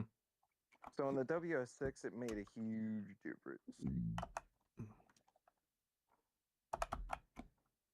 Like people were like, "Dude, we could run shit." Yeah, my dad said it was a pretty good car.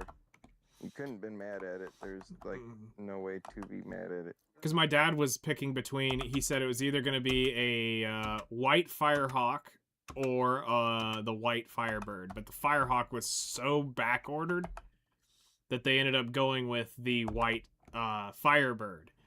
But about a month into the wait, they called and said, hey, there's a recall on the white paint. Do you want to get it painted anything else?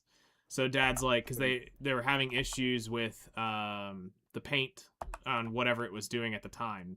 This is before we knew that it was the tanks were yellowing around the gas tanks. So this was years before that. And he said, you know what? Fine. I guess the only other color we really liked was red. So they went with the red one. Place one? Is this thing broken? So yeah, they had I inherited the red 93 Firebird and eventually got rid of it when I got the GT. Because it was becoming a literal lemon. As soon as it gets fixed, it was getting fucked up again. So, which is fine. It only had 123 horsepower or 110 horsepower. It was fucking... True. It was a Firebird. It wasn't a Trans Am. It wasn't the Formula. It wasn't a Firehawk. Yeah, my dad had that Formula 1 93 Formula 1. They were fun. It only had the 305, so it was still gutless. But it sure could handle a fucking corner, though. Yep. I remember how well the Firebirds in just general handled. Hey, it was good times. It's good times. I'm not gonna say it was the fastest thing in the world. No. My farts almost went faster than that car, but... I mean, there was supercharged fire, or, supercharged thunder chickens rolling around. They were quicker than them damn V8s, you know? Yeah. That's the worst part. Dude, what is taking up my weight here? And a lot of people kept wanting to call it a Camaro every time they saw it. Like, that's a really nice Camaro. It's a Firebird. Camaro doesn't have the painted mirrors. They're black. Oh, yeah. Yo, that's one of them. Also doesn't say SS on the back. That's the other big one. There's no Chevy logo. There's a fire fucking bird on the front.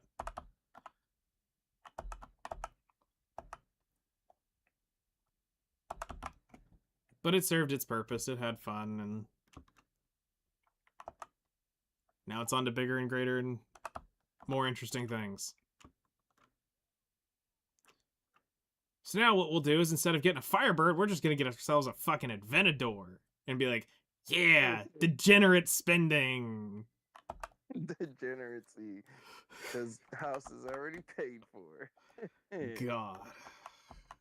I don't even want to ever think about the day of actually having the money to do that. Could you just think of having to try to buy a new house? No. No. No. Sorry, I'd rather buy something stupid like a better car. You're telling me I could afford a house with this? What? Fuck that. Nah. Style on bitches and pulling up to Chick-fil-A. It's about all that you say gets. I'll go camp that bitch out at my property. Yeah, you watch me give a fuck.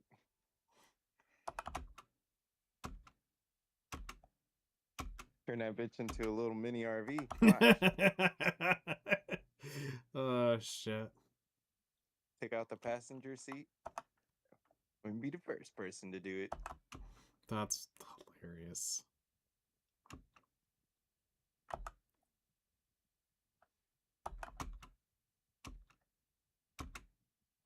I was just trying to see how fast I could blow through the LV Academy thing. So The ones that are going to slow you down is the farming one, because you will need 2 days of farming to do it, and you can preload almost all of it if you do it right. Yeah, that's what I was gonna do because that's what I did last time. Because it took me like I don't know, maybe 2 days. Nice, we got the 100 proc. Sweet. Yo, we need those. Free energy. Where was this shit when I was doing frickin' doing bear? God. I've gotten it twice now doing logs, but fuck bear? Of course. The one place I needed it to rip? Nah. Potato gathering? Why do you want me to gather potatoes? I don't want to gather no damn potatoes. Gather ash sap, wolf meat, ash timber, wolf hides. Are you fucking joking, you stupids? Okay. Rough stone. Alright. Easy, easy. Because all these things are like right by us, isn't it? Like Yeah. By Obia. Yeah, you can do all that right in the general area.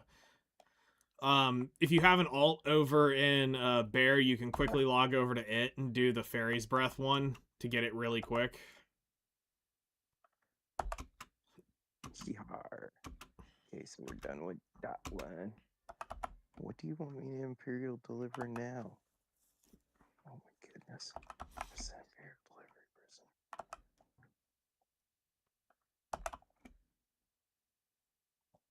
Let's see your ass. Okay.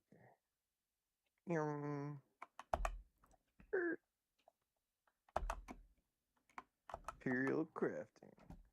Just take my bullshit. Okay, bye. So here's the question to kind of like bounce off here. If I end up getting enough logs that I'm well over, do I just keep going and to match the Rashulka that I'm doing, or do I go gather other shit at this point? That's a pretty good question. GG Insane Guy. Hello there. How's it going? Because it's like, could I go gather lion meat right now? Yeah, I could probably go do that. I mean, it is out of order, and I mean, but is it going to turn into more money? I mean, it eventually becomes Imperial boxes for me. But is it like immediate big money? No. No, and the Rizolka's corals are immediate. Like, if you just turn them around and turn them into money. Well, I'll be keeping them because I'll need the. I'm keeping them, but I'm gonna be making the potions of envy for Orbita. Yes. Yeah, because it's perfect, dude. It's so good. I'm pretty happy about that myself. Why do you want me to? What am I boxing up now? The EXPs of life? What? Imperial alchemy. Okay.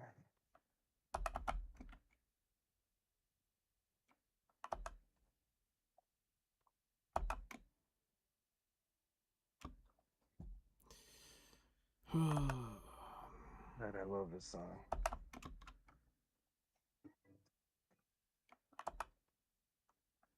Ooh, giant elk. Ooh. Dang. Dang, that undercarriage look good. Oh, damn. Sorry. That car got individual throttle bodies, if you know what I'm saying. Oh, yeah. You don't even know what I just seen. Nightingale. I can only imagine. I can Let's just say it was a model modeling over a rat rod, basically Yep.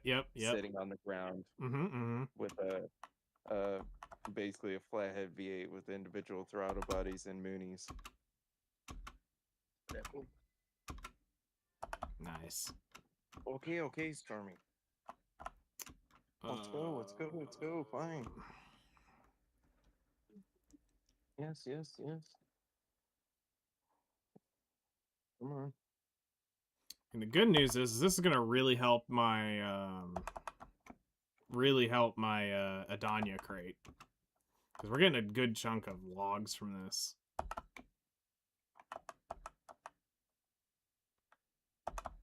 Well, see, and I would just keep splitting it up between the logs and the Rizalkas, but at some point you're gonna have a lot of it. Well, yeah, and I mean, it's not like I don't need. It's not like I'm not gonna need more alchemy stations. Like, I mean, it's eventually I'll need them. It's just, yeah, because eventually you're gonna be going for that grind for that alchemy number 50.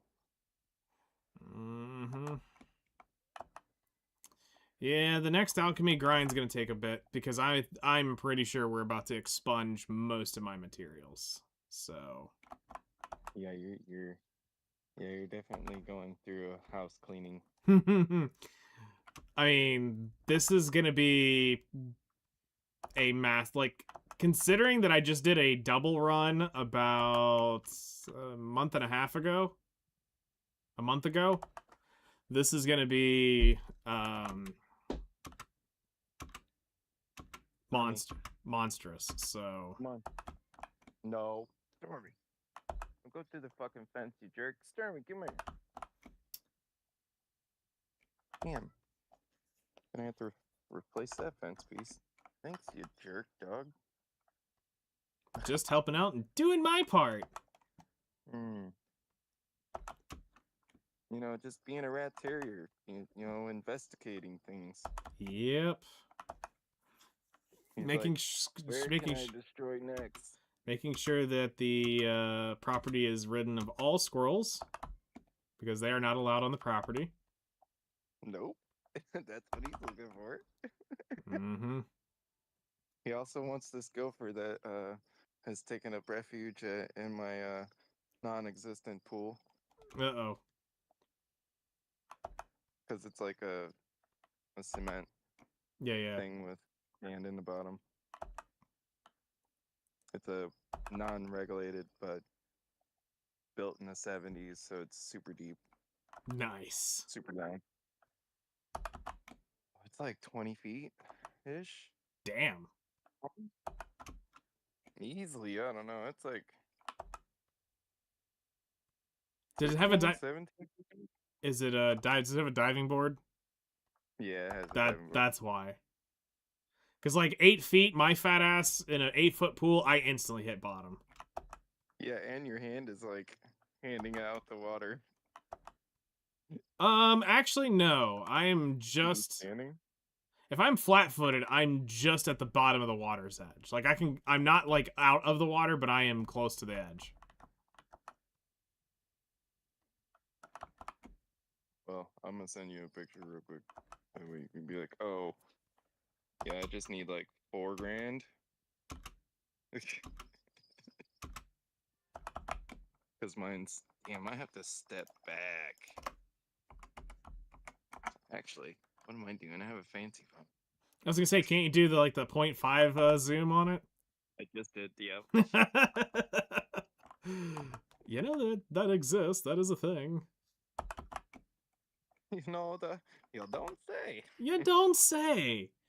No, you don't say. No, for real.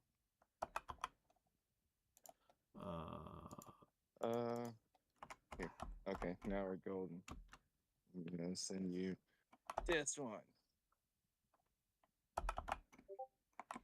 Yeet. Okay, yeah. It's fucking huge. Yeah, that's a hole in the ground for sure. Yep, and all the plumbing still works, so we'll only have to replace a few things. At That's least, cool. That's what the last quote was quoted. Nice. That'd be a nice area once it's all cleaned up and ready to go. Yeah, I'm pretty much gonna be the whole side, that whole grassed area over there, like most of it's gonna be like basically a patio Okay. with like pavers. Some kind of stone paver. And some kind of burnable area over there. That'd be fun. It's something. All right, let's go before we get too fat. Get this knocked out. Take all this shit out.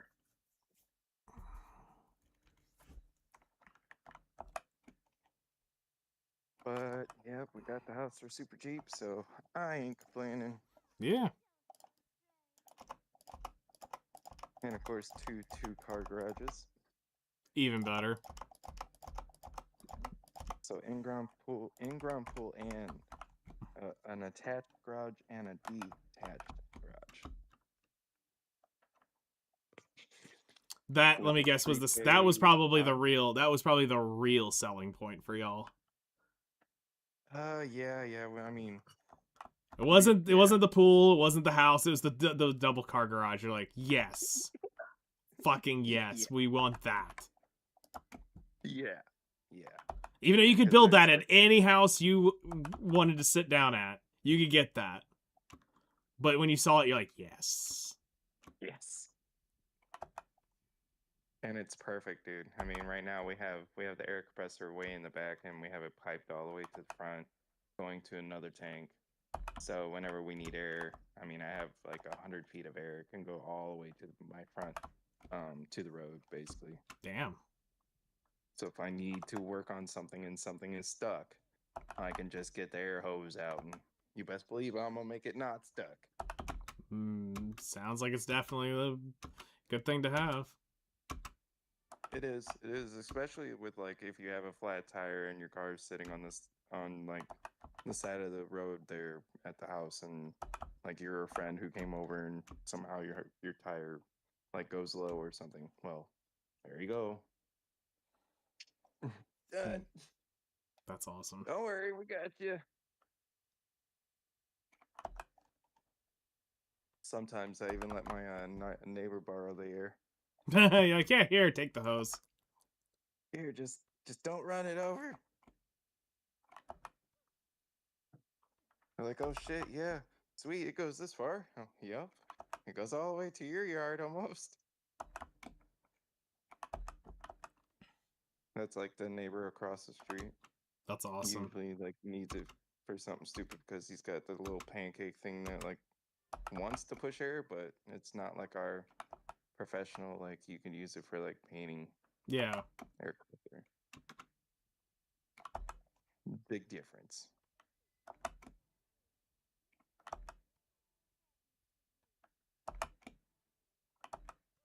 It can be done. I'm not gonna lie, but it's not smart. We got dad one of those little handheld ones, air compressors for the. Good, though. It actually works really well. Like, he's used the shit out of that for his cool. lawnmower. Those are good. The electric ones are fucking amazing. The handheld ones that you buy for like a DeWalt or a Milwaukee or whatever. Yeah, this was the Bullseye, I believe, is the brand I bought for him for one Christmas, and it'll pump up all 4 of his tires in about a minute. Yep, those ever since the electric versions came out. Yeah, it's having a big dumb air compressor like we have kind of isn't worth it anymore. But Well, I mean, the hey, thing, it's still not- the 99% of the time he was using that big ass air compressor he got was for his lawnmower, and it was like, yeah, this thing is, you can pick it up with one hand, it weighs nothing, and it'll pump all 4 tires up within a few seconds and cut off on its own as soon as it hits the PSI that it needs to be at. It's perfect for him. well, and the newer ones are even lighter, like the ones like from the brands I said, like Mhm. the big three, like or Ryobi or the DeWalt or the um Milwaukee brands. Mhm. Yeah, they're really small and they're stupid reliable, and you can pretty much throw them things across the field and it'll still work. Nice. Like it's kind of stupid. Like you you almost don't need certain things like that after you have one of them things, because it's kind of makes, like I said, like I have a big dumb air compressor, but it makes it kind of redundant even having it. But I mean, if you're using actual power drills and shit like that, Oh, then you need the bigger tank and the bigger power.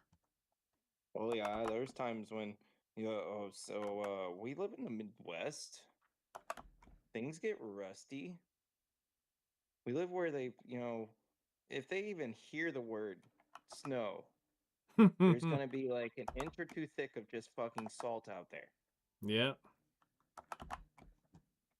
Like I don't even try to drive the Subaru. It's not worth it. I'd rather drive the Jeep Wrangler. I don't give a fuck, or the F-150. I just don't care. I'd rather watch them things rot over, The driving B. a nicer car. Yeah. Because like your Mustang, you wouldn't even dare be like, nope. Don't get No. me wrong, people still drive them in the winter. So no, I know. So Narama's friend has 2. He has an older one that's a few years older than a few years younger than mine, and then or a few years older than mine. Yeah, older. So his is like Yeah. like an 09, I think. He's got an older one that he puts snow tires on. He drives it in the winter, and then his good one is the one he drives during the summer. So he has 2 I mean, Mustangs. don't get me wrong, generation was pretty cool, especially with the V6. It was good shit. Mm-hmm. I did my driver's ed on an 05 V6 5-speed. Maybe it was a 6-speed. I can't remember that much, but I did my driver's ed like 60 hours through that damn thing. Nice.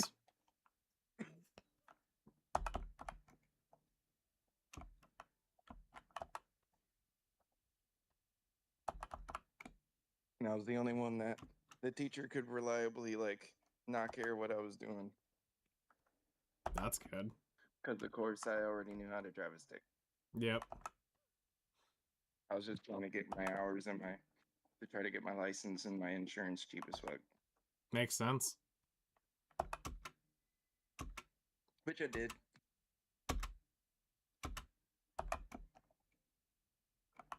I don't know how they did it down there, but yeah, up here you didn't have to get those hours. You could just, at a certain age and just get your license. and Yeah, just that's get what a it job. was here. It was 18, and like I said, because of the stuff that had gone on, I just walked up and got my license. I didn't have to do the hours thing.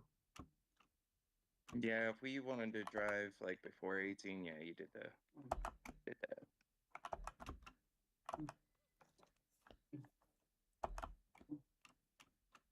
Yeah, because I had to drive. No, it I makes didn't sense. have much of an option. That makes sense. We were poor peoples, and we needed hands and warm bodies and vehicles. Makes sense. Damn, they keep giving me damn shit. Now my shit's all over. Wait, I don't even know what I need now. What are you working on? I'm working on like 7 different things all at once.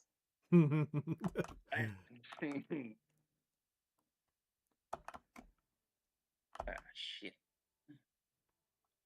I gotta go find the Imperial delivery person for the Alchemy, which is not anywhere near here. It's in Heidel. There's one in Olvia. Is there? Yes. Where? It should Oh, be up yeah. there by the stable keeper. I sees it. I'm going. Okay, I found it. Wait, Imperial Crafting? Okay. Yeah. Medicine, alright. Right, this is heavy. What do you want from me? Yeah, the alchemy Take boxes are one. not. I mean, they're light, but they're not like light. No, I had too much alchemy resources on me. Ah, that would definitely do it. Wrong place. Wrong place. And I put the shit in the wrong place. Stupid. We're good. We're good. Are you Now good? we got all the room in the world. So complete. Cool. Now we go back to the house and cook some more shit. Run. We got a flying horse. We literally blast these things off like quick. I'll have the cooking monogamy one probably done like very soon. But what does it want from me? Filet fish salad. Okay, we already got that. Yeah, basically, the cool thing is that's teaching you how to make the seafood cron meal and a verdure. That's the whole purpose of those two courses. Yeah, I think I did that the last time too. Yep.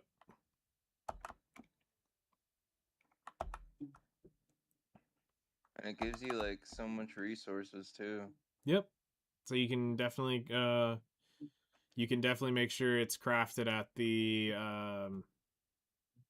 max values in case you get under you get all the worst min rolls.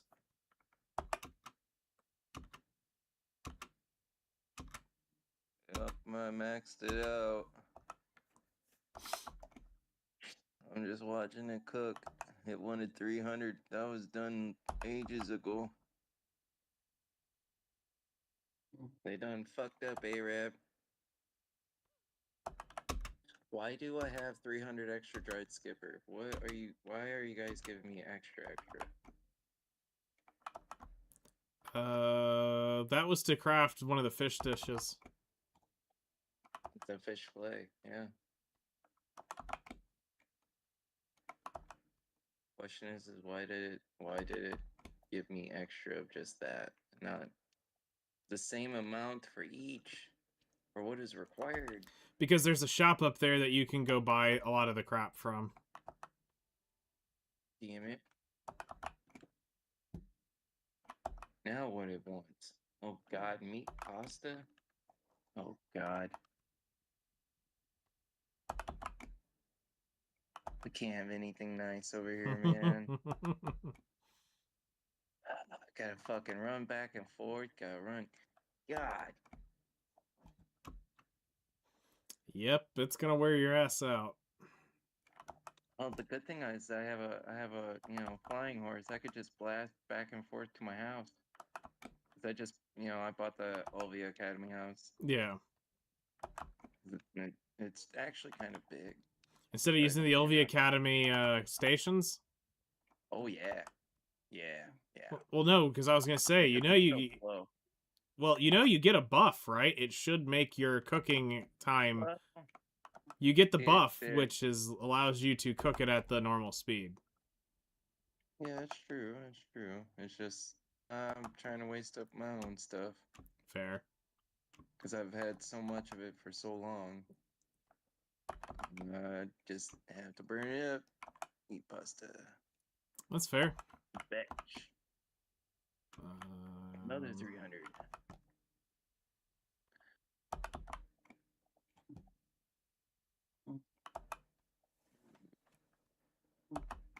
And I didn't really want to be, I just wanted to get done with going back and forth with being fast with it.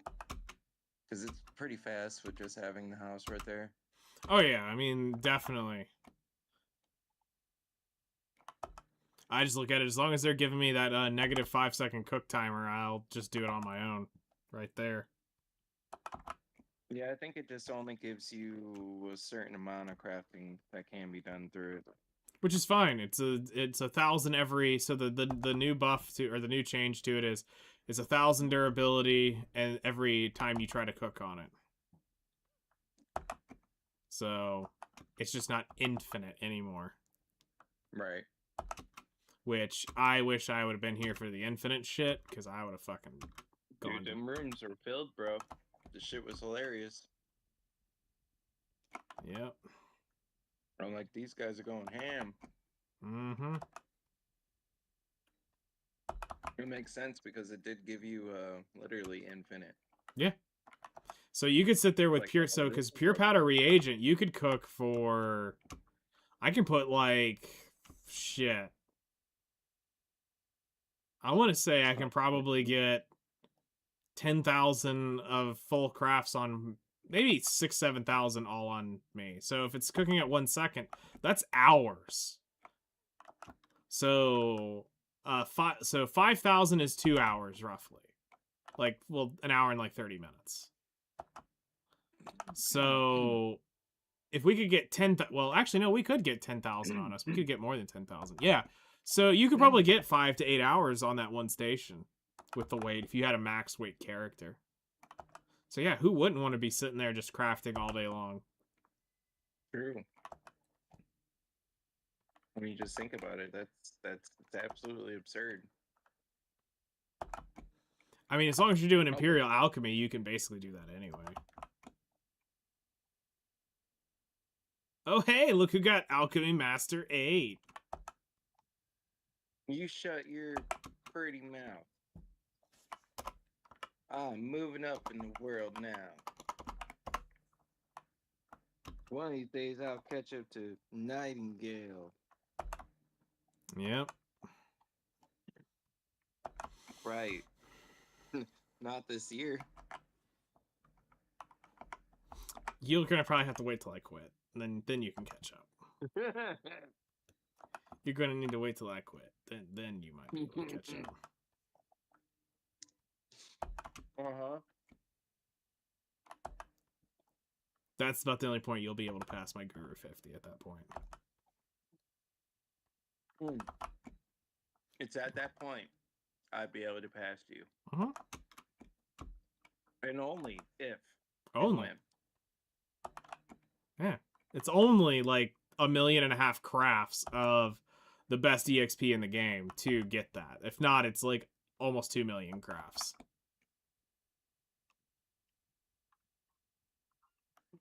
Which I'm getting very close to. And a lot of it's really the last 5 levels is where most of that shit sits. It's kind of nasty. All right, we got 20 minutes left on this, which means it'll be 7:50. Ah, shit, I still need to do the horse shit. So we'll have to leave here and immediately go to Grana and get the horses tamed for today. We will do it either around, I think, Wednesday or Thursday. We get the next tap on the Doom horse.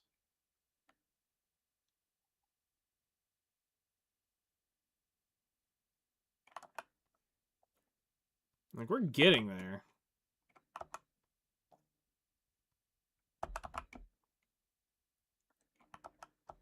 I just need to be patient. Keep knocking these out.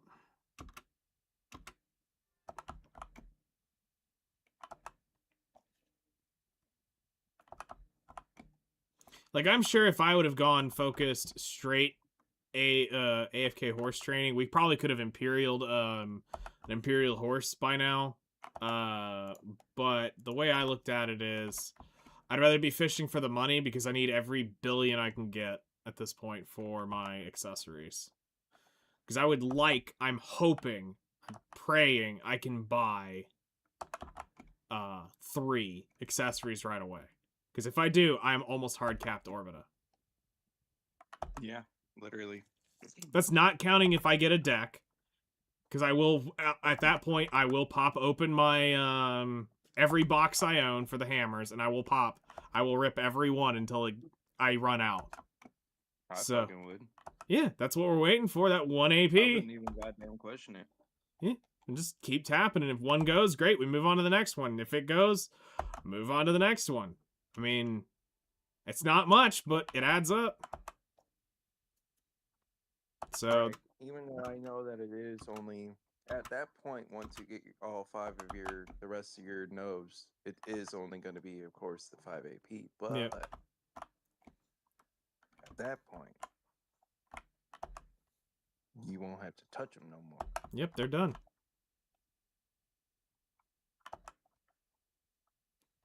And I mean, the thing is, as long as it's free hammers, I'll rip all day long on it. I'll cron my weapons to Oct before I touch my accessories. Because, I mean, I'm gaining more out of my weapons than I am the knobs. Mhm. You're gaining a lot out of the weapons, unfortunately. So, I personally can't justify it until I'm up there where it's just stupid amount of clicks regardless. So we will we'll start doing a lot of as soon as we get the accessories done, we'll do a lot of weapon stuff. You got to Oct, then you get your then you go accessories to deck. Yeah, that's kind of what I'm thinking. Like, dude, what is the difference here? The flower. So we'll start that push once we get the other 2 accessories done. It's 100. It'll be 170-ish bill roughly is what we're looking at an accessory at that point for the final 2. So coming up with another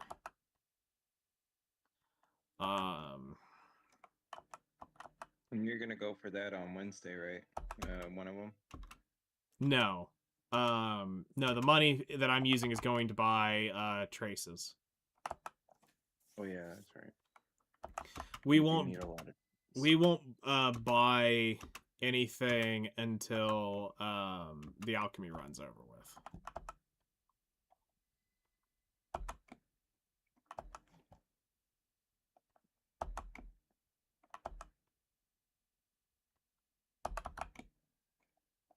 Yeah, it's just the until you've done drug run to your harmony drops out. Yeah, if I get like Like a 200 drug bill, from if I get Walmart. 200 bill, I might go ahead and try to pre-order one, you know, at like 164, 165 is kind of where they sell at. So I might try to get one there and see if I can just get it while I finish selling them someone's off. gonna go full crackhead with the pre-order eventually. Yeah. So I'm not in a big rush because for what it is, it's like I can handle Ethereum a little bit longer. Yeah, Ethereum's not bad. That's the thing, you know. It's comfortable out there, you know. Yeah. It's not like it's terrible to grind. Mm-hmm. In reality, it's Way more chill than Darkseekers is. yeah. Yeah, until you get like a real defensive gear. Okay. I need to go to the storage because this is getting nuts. Like I don't even know what they're doing here. They're giving me too much resources. I don't even know what to do at all. Here's storage. Here's the storage. Okay. What do we Shit. do? I need to get rid of the salt.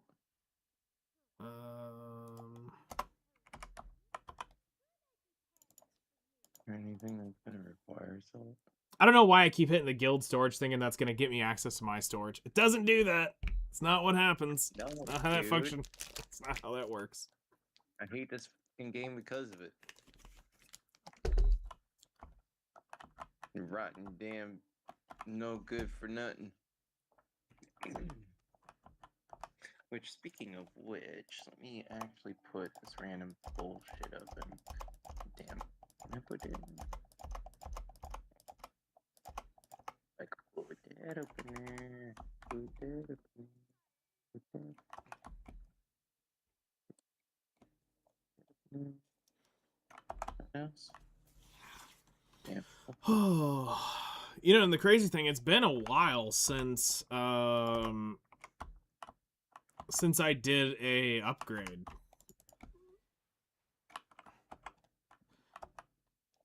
Like, What kind of upgrade? just an upgrade. Like, the last one was the helmet was the last upgrade, and it was actually quite a while before that before we got the last upgrade. In terms of, like, I mean, yeah, no, I got an upgrade recently, like my weapon, but on like my list of stuff. It's like my weapon doesn't really matter right now. It's a hex. Who cares? It's hex. It's not like it's deck.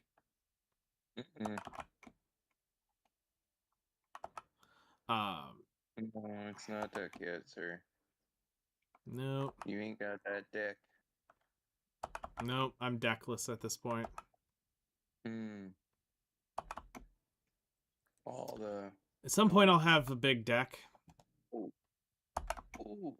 I should turn this stupid milk tea extra, or does it? No, I need to wait until after all this fits then. Go back to the house.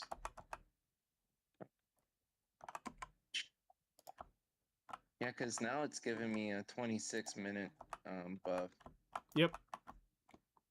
That buff is what you'd use to get their to use their stations significantly faster. Yeah, because it was pretty bad. I think you absolutely needed that buff last time I tried to use it. Before the this tool's broken. Yay! Should I just trash it and not worry about it until I get down to like my last Supreme one and then use the repairs? It doesn't matter. It's do you have the Supreme repair kits or not? I have a ton of them. I've never used them. Then just go ahead and repair it. Damn, they're already fishing Master 17? Holy shit, they're moving along. Yeah, dude. He's fucking going to town. Well, you know, all the Academy stuff kind of just... Yeah, but that was... up too. But that's a lot of fucking fishing. To get Master 17 and as quickly as he's been playing. I mean, like I said, it does kind of blast you up really fast. Especially if you're just burning up those things for EXP every morning. Yeah. You're gonna blast yourself up. Because if you're doing the OV Academy for the first time, it's gonna give you quite a bit of EXP. Yeah, but I mean, he's done this manually. He fished all that up pretty much. From what I remember, this is like all his fishing shit. Like that Master 14 isn't really Olvia. Damn. Yeah, that's what I'm saying. He's kind of been going hard on it. Yeah, I would say that's going all in the paint. See here, alchemy, workers, elixir. Select, batch, enter, book all of it.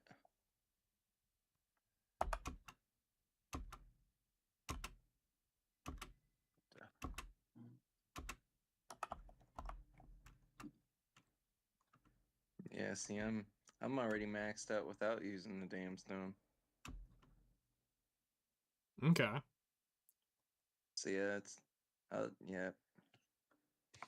But it's a good time.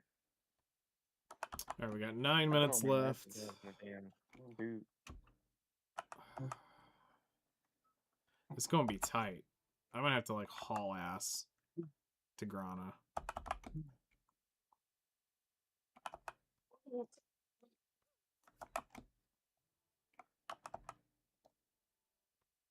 What's in Grana? To do the horse catching thing. Dude, you got like, yeah.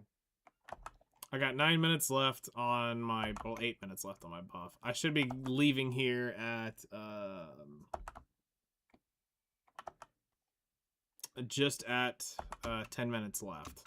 And what I'm going to do is, to save time, I'm going to map back to the city and then just go immediately to the well. And then go catch the horses.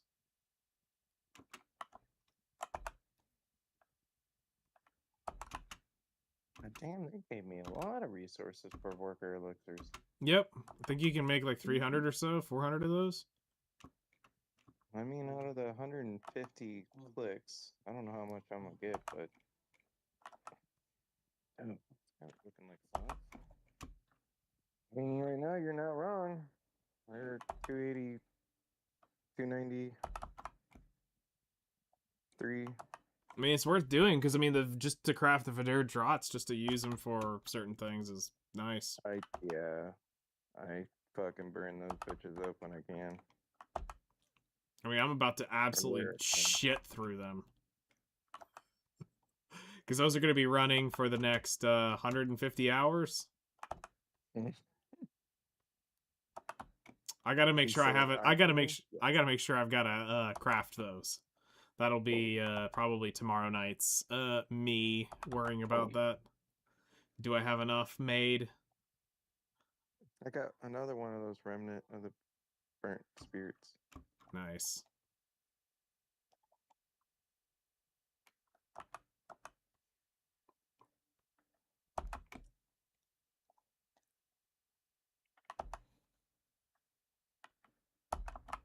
What am I doing with the self-red? Oh, I'm just gonna put all of it into the damn, like you said, it's gonna go into that one meal. Mm-hmm. Yeah. Calpheon meal right there, yeah. It goes into Calpheon meal, because you're basically making the 5 meals you need for the seafood cron meal.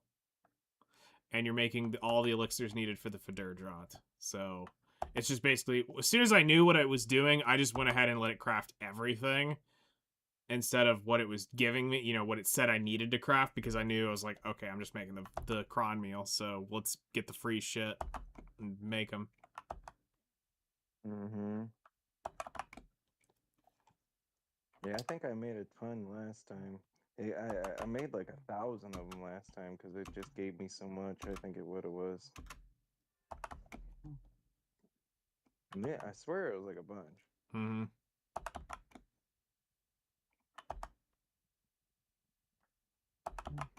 So where are we at in cooking? Oh, okay. It's cruising. It's cruising USA. That was the better of the two. Cruising World was neat, but Cruising Sorry. USA was definitely the better. Yep.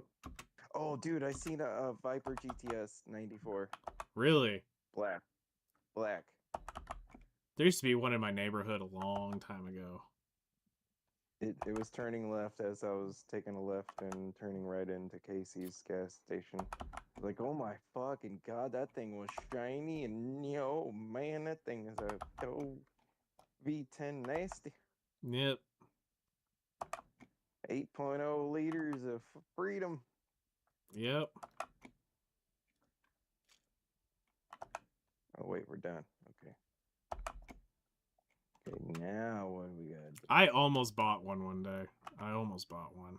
Dude, a Viper GTS would have been awesome. I don't care how undrivable that bitch is. I don't give a fuck. Watch Yeah. me undrive that bitch. Yeah, I couldn't pull myself to do it. It was a good deal. The guy wanted like 15,000, 18,000 for it. Whoa. You're the first gen Viper? Yeah. Yeah, that would have been worth it actually. Like all day. You could have like sat on that in your garage and like fixed whatever small bullshit problems that may have been wrong with it and like did nothing to it and sold it for a lot more over the years. Yeah, but at the time, I just really, I could have potentially. You're looking at a 3 or 4x right now. If you would have bought it. Yeah, but then I'd had to hang on to it for this long and not driven it into the ground. Yep. Which is exactly Yeah, what I not probably a- would have done. And not have went around a corner and burnt it to a blaze somewhere. Yep. I was about to say not wrap it around a light pole. Because they are the most inherently they were like apparently really unsafe. Yeah. That's the other reason what kind of kept me away from it. Like, they look cool, they sound cool as shit, but I was like, mm-mm. It's like, I'm gonna Nope, I dodge mean, this bullet real quick. The second you get on that throttle, it'll be like that caddy in that iRace, and you're going, Sideways. okay, bye. Sorry. Sideways. You might as well drive from the rear end. Just drive from that Mhm. way. I said you might as well just drive from the rear end at that point. Oh yeah, no. I mean, That's the front of the perfect car at this. drift. Yeah, perfect drift. I could see that. I'd be curious. Could you control it though? Yeah. So in the last Forza, I was using that generation of a Viper, but I put all-wheel drive, and sometimes I used all 6 gears, but then other times I'd tune it to where it only used 1 gear. And it was just elegance half the time. Okay. And then other times I'd break out the RTR Mustang. Okay. It had like a NASCAR 5.2 Ford motor, and it just does the fucking bee's knees with it was like 1800 horsepower, and it just ripped the grips. Oh, I love that damn thing. I posted so many top scores with that stupid thing, and then I'd have to wait for a while for everyone to try to beat it. It was a good time. That's awesome. And then people on the PC got a hold of it, and then they were able to, like, do fakery. So And then they there's just only shit a on it. certain number of, Then they just shat on your number. Yep.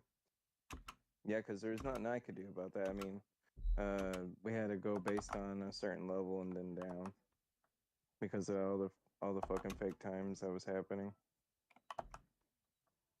Are you sure they just didn't get good and just shit on you? No, there was a lot of other people who were bitching about it back in the day. Fair. Because there was like any time when the PC like got a hold of it, because it'd be a few months before like would be ported to PC, Mm-hmm. and then you would see a whole bunch of crazy fake times. Got it. And then sometimes you would see some people like come close to some of these numbers, but yeah, it wasn't, no. But some of these numbers were like egregiously, you could see that it was many times over my own scores, and I was in the top 1% of drifters, even with the fakery. Damn.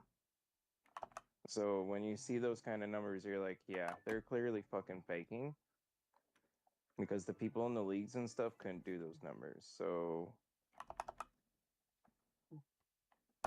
That sucks. yeah, it was all right. It didn't bug me any, because at the time it was kind of funny, because like my cousins and stuff were playing the game at the same time, Yeah. and so I was giving them like things to like aim for. Here, go for this.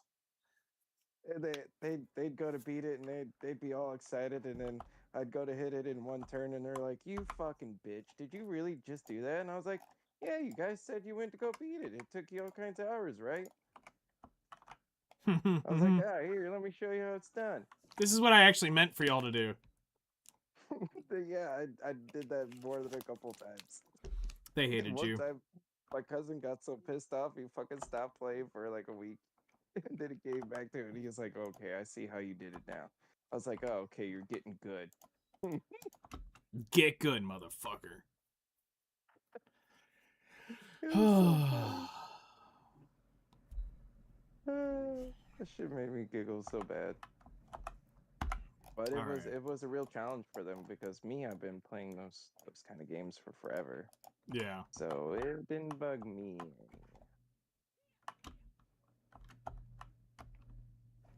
drifting is just second nature to me in those kind of games. I just need to learn how to do it in real life. Okay, so simple cooking does the seafood cron meal, right? Yes, and you'll need And what the do I need for that? the meals, and then the Mongolia?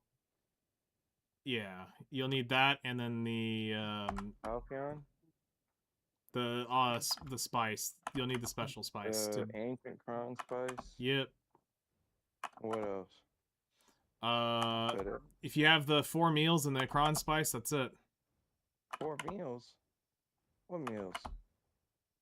To make Another meal? Yeah, there's several meals that go into the seafood cron meal. What the hell? Balanos, Calphion.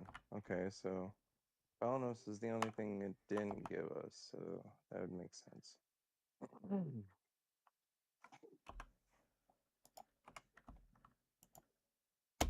Oh, I see. It tells us how to make Balanos. Fuck you, I'll just buy it.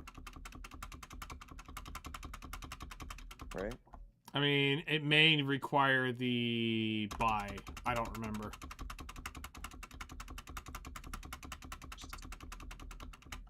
Still got, yeah, I got 100 Balanos right here.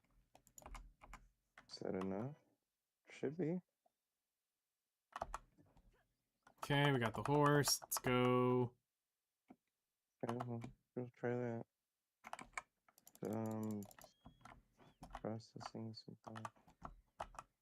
That one.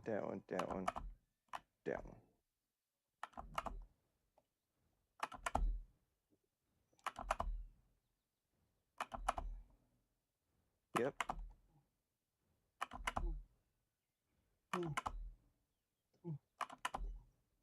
Is it using more Balanos than any of the other things? No, it should all be 1 to 1 to 1, I believe, on all of them. It should say what actually it requires. But if you're not using the orange, then it may take more than the others. If the others are orange. Well, the Morgoria I don't think counts as orange though. I think it counts as yellow. So yeah, it's taken 3 of the Calphion meal and 3 of the Balanos. Okay, I was like, what? What's going on here? Okay. So I have to move. Okay. Well, I guess we have that on us then. All right, let's go grab this. That makes sense because I was using the red special Calphion, and you're like, dude, like, oh. Okay, let's get our numbers for this hour.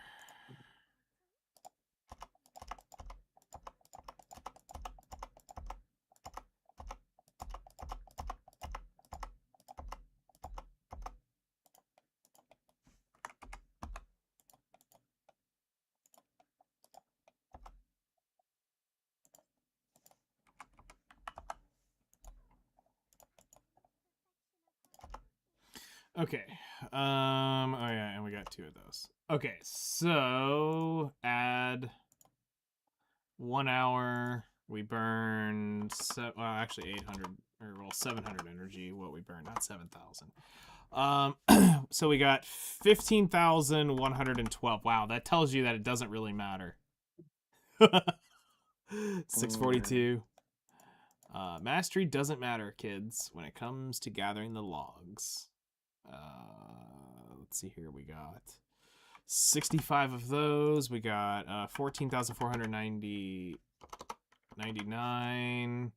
Red tree nuts. We got 1,033. Bark. We got 1,184. We got 1,368 on the leaves. Knots 1,300. No shards. We got 69 of the sharps. Caphras, we got 64. We got 918 of those. 675 of those. Fruits, we didn't get any fruits. 107 traces. Lila's petals 3. The pity piece, we got 113. No artifacts. I got 2 of those. None of the else. 1.17. Pretty much the same thing I made last time. So, yeah, with Agris, I pretty much made the same thing. That's fucking wild. So, if I would have had Agris, I'd have probably earned more in that hour, is basically what it's saying. Got it. Okay. Mhm.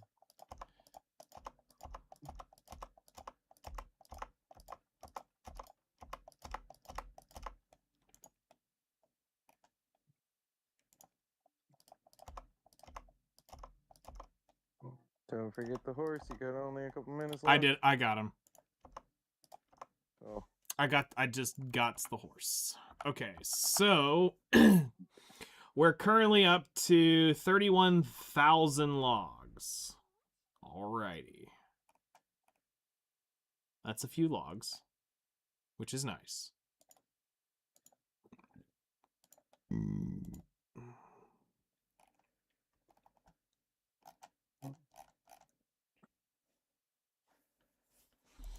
So, let's grab this. Caphras.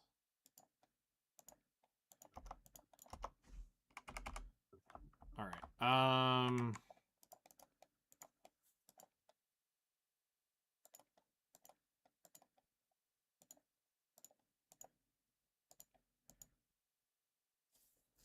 good shit. 50,000 out of the 90,000 I need left. Because I need 99,000. Yeah, I need 99,000 traces, so... 99 to what? 99,000 more traces. Oh.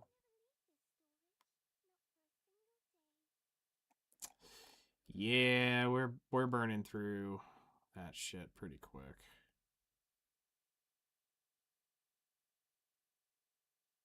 You got some forest crystals. There's some extra money you can make out of those too. Yeah, but the issue is I would need to blow the traces on them. But I have everything else, so it wouldn't matter. It's not gonna hurt you. Yeah. It'll be an extra 4 times 2 400 bill. or 500, almost. Almost 2 bill. 5. Yeah, it's almost 2 more bill.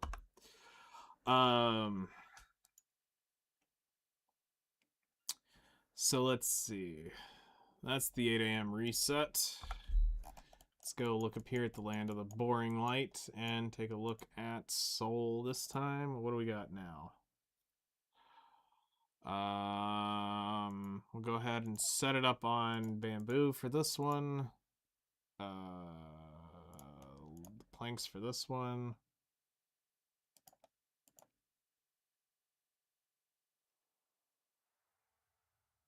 What was he gonna say? Huh? Oh, okay. Go ahead and take the mud for this one. And Oh shit, yeah, I should probably check that. there, that's what we'll do. Thanks for looking at that. I could be missing something. Oh buddy. Oh shit. Yep, we got a special meal I gotta attack. Switch. Start. Cool. Fuck All right. your Kurt. What? Start. Going for the Goopa, the Jew, the Goo Japple playing one with the 300 mastery and 50 weight. Nice. So that just came up on my rotation.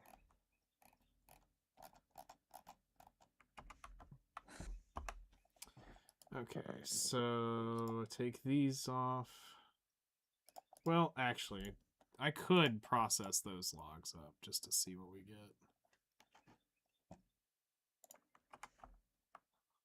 Go ahead and see where that's headed.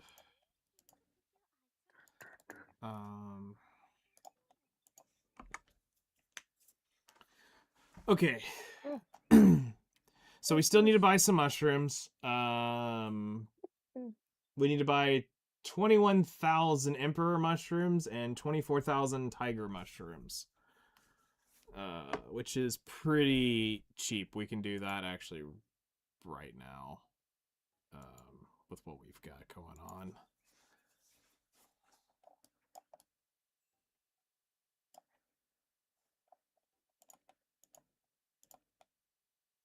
I'm still trying to think of how I got so much Mogoria seafood meal the last time, because I know I crafted it.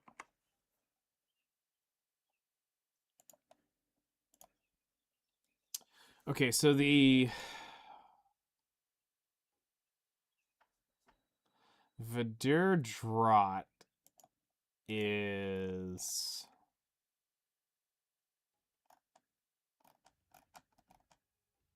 I got 260. Okay, so let's figure this out.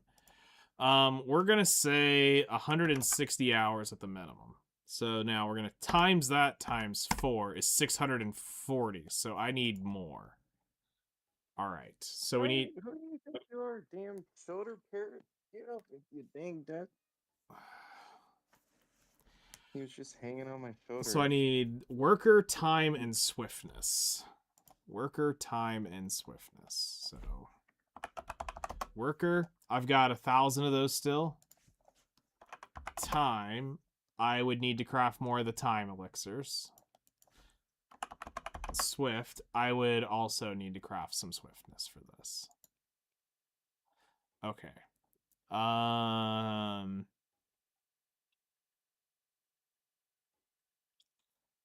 But it would be...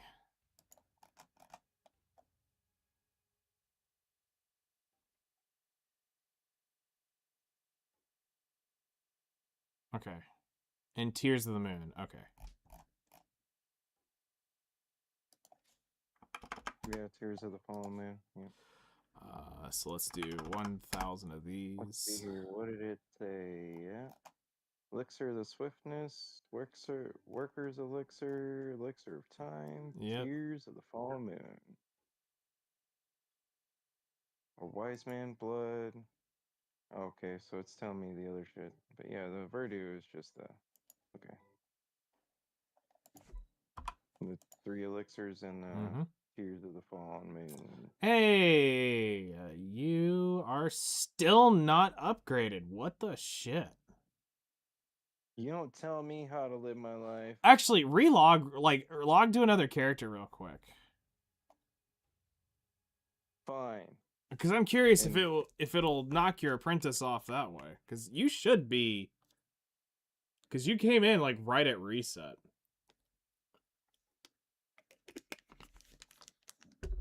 Two seconds. That's fine. One more second. Now. Okay, now. Okay. Now that mission is done. Let me go to that one. Let's see if it needs to be refreshed.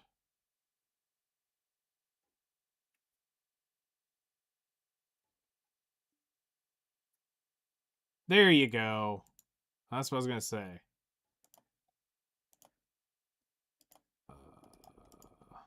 See, that's just how we do it. Hold on. I think I can go higher than that. There you go. Thank you, sir. Thank you. And I'm pretty sure your authorities are already set. Yep. And set allowance, unlimited allowance, save.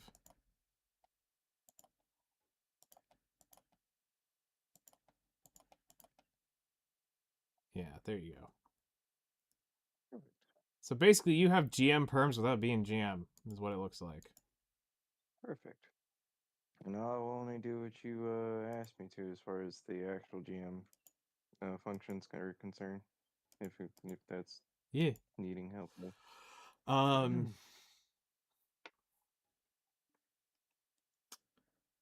Because I can easily do that shit.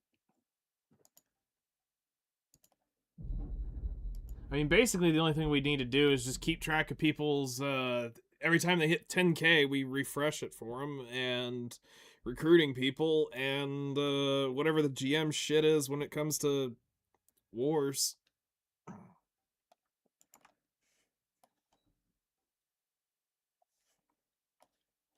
Let's see, node was. Because we're at least gonna try to do at least one tier node. Yeah, One. we'll do tier 1. Like I'm not. One attempt. I'll stick the tip in just to see how it feels. Yeah. Just the tip. Just the tip. I don't need to go full shaft.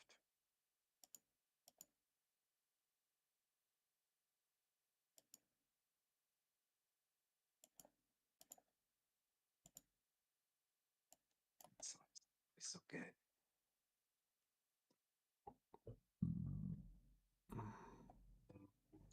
I just hear that fucking the violin hitting it just right. I swear, I feel my Irish blood boiling as this thing's playing. Like I almost gotta go find me some alcohol. Wait, is tier 5 like the low end now? For what? Yeah, tier 5 is only 25 participants. Wow.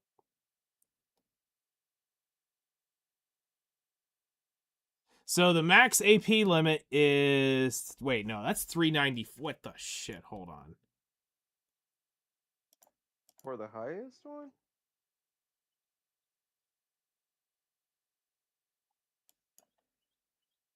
The fuck? Okay, AP limits on all of these are showing up as... Hold on, let's look at Node Wars on Sunday. So... Okay. Ooh. Done stashed it. Yeah. Max... No, oh! They mean AP limit as in total AP. Because if you go down to the tier 5, it's AP limit 680.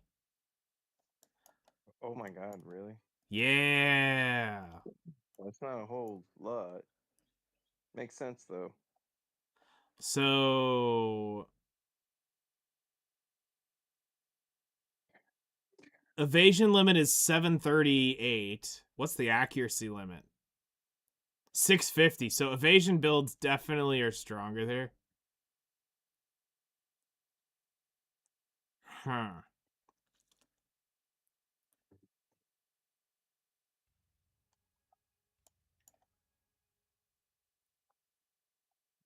What did I just do? But yeah, 25 members. We're not that far off from being able to field a full 25. Right. That's not actually that far off. To like get some people who want to like learn to Node War, that could be a pretty decent fielding. But we need to get 25 members that can be guaranteed to go do it. Or at least Right. 20. Because like being a little short, whatever. Because skill can outdo a lot there. Sure. So huh.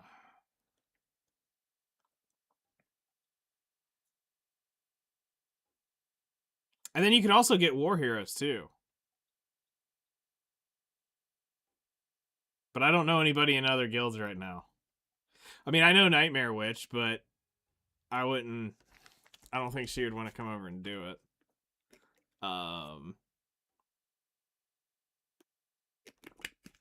Let's see. Who else do I know that's in other guilds? It's here on NA.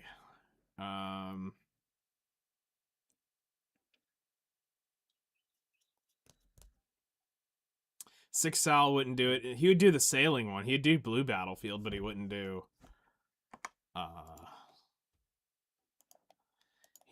normal Node Wars.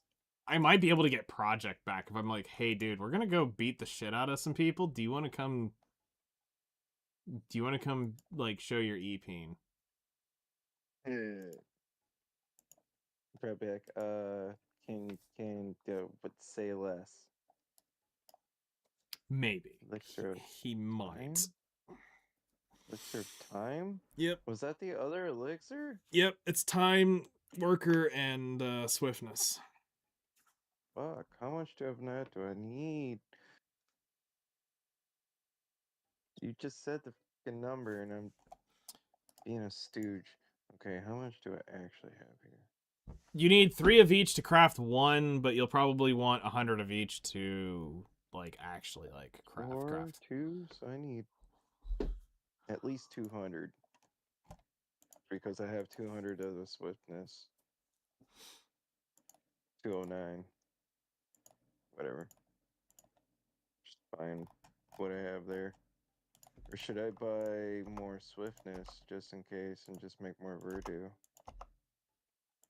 I'd have to buy more of the Fawn, Tears of the Fawn. I mean, it's worth if you use them a good bit. Can you just buy that from the... All right, there's You another just buy that from 25,000 traces bought.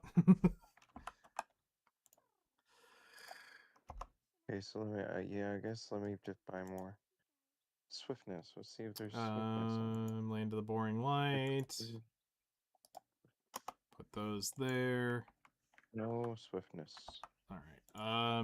Let's make the Vidurdrots. So let's see here. Come over here. You? Workers do all the work. 1,000. I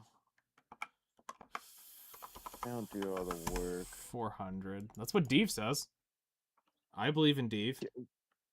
I believe in Deep too. So I buy it from the Old Moon Manager. You know what? I'm not going to go that far. So we're gonna go right here. Inventory. Up. Bird do. Bird. D.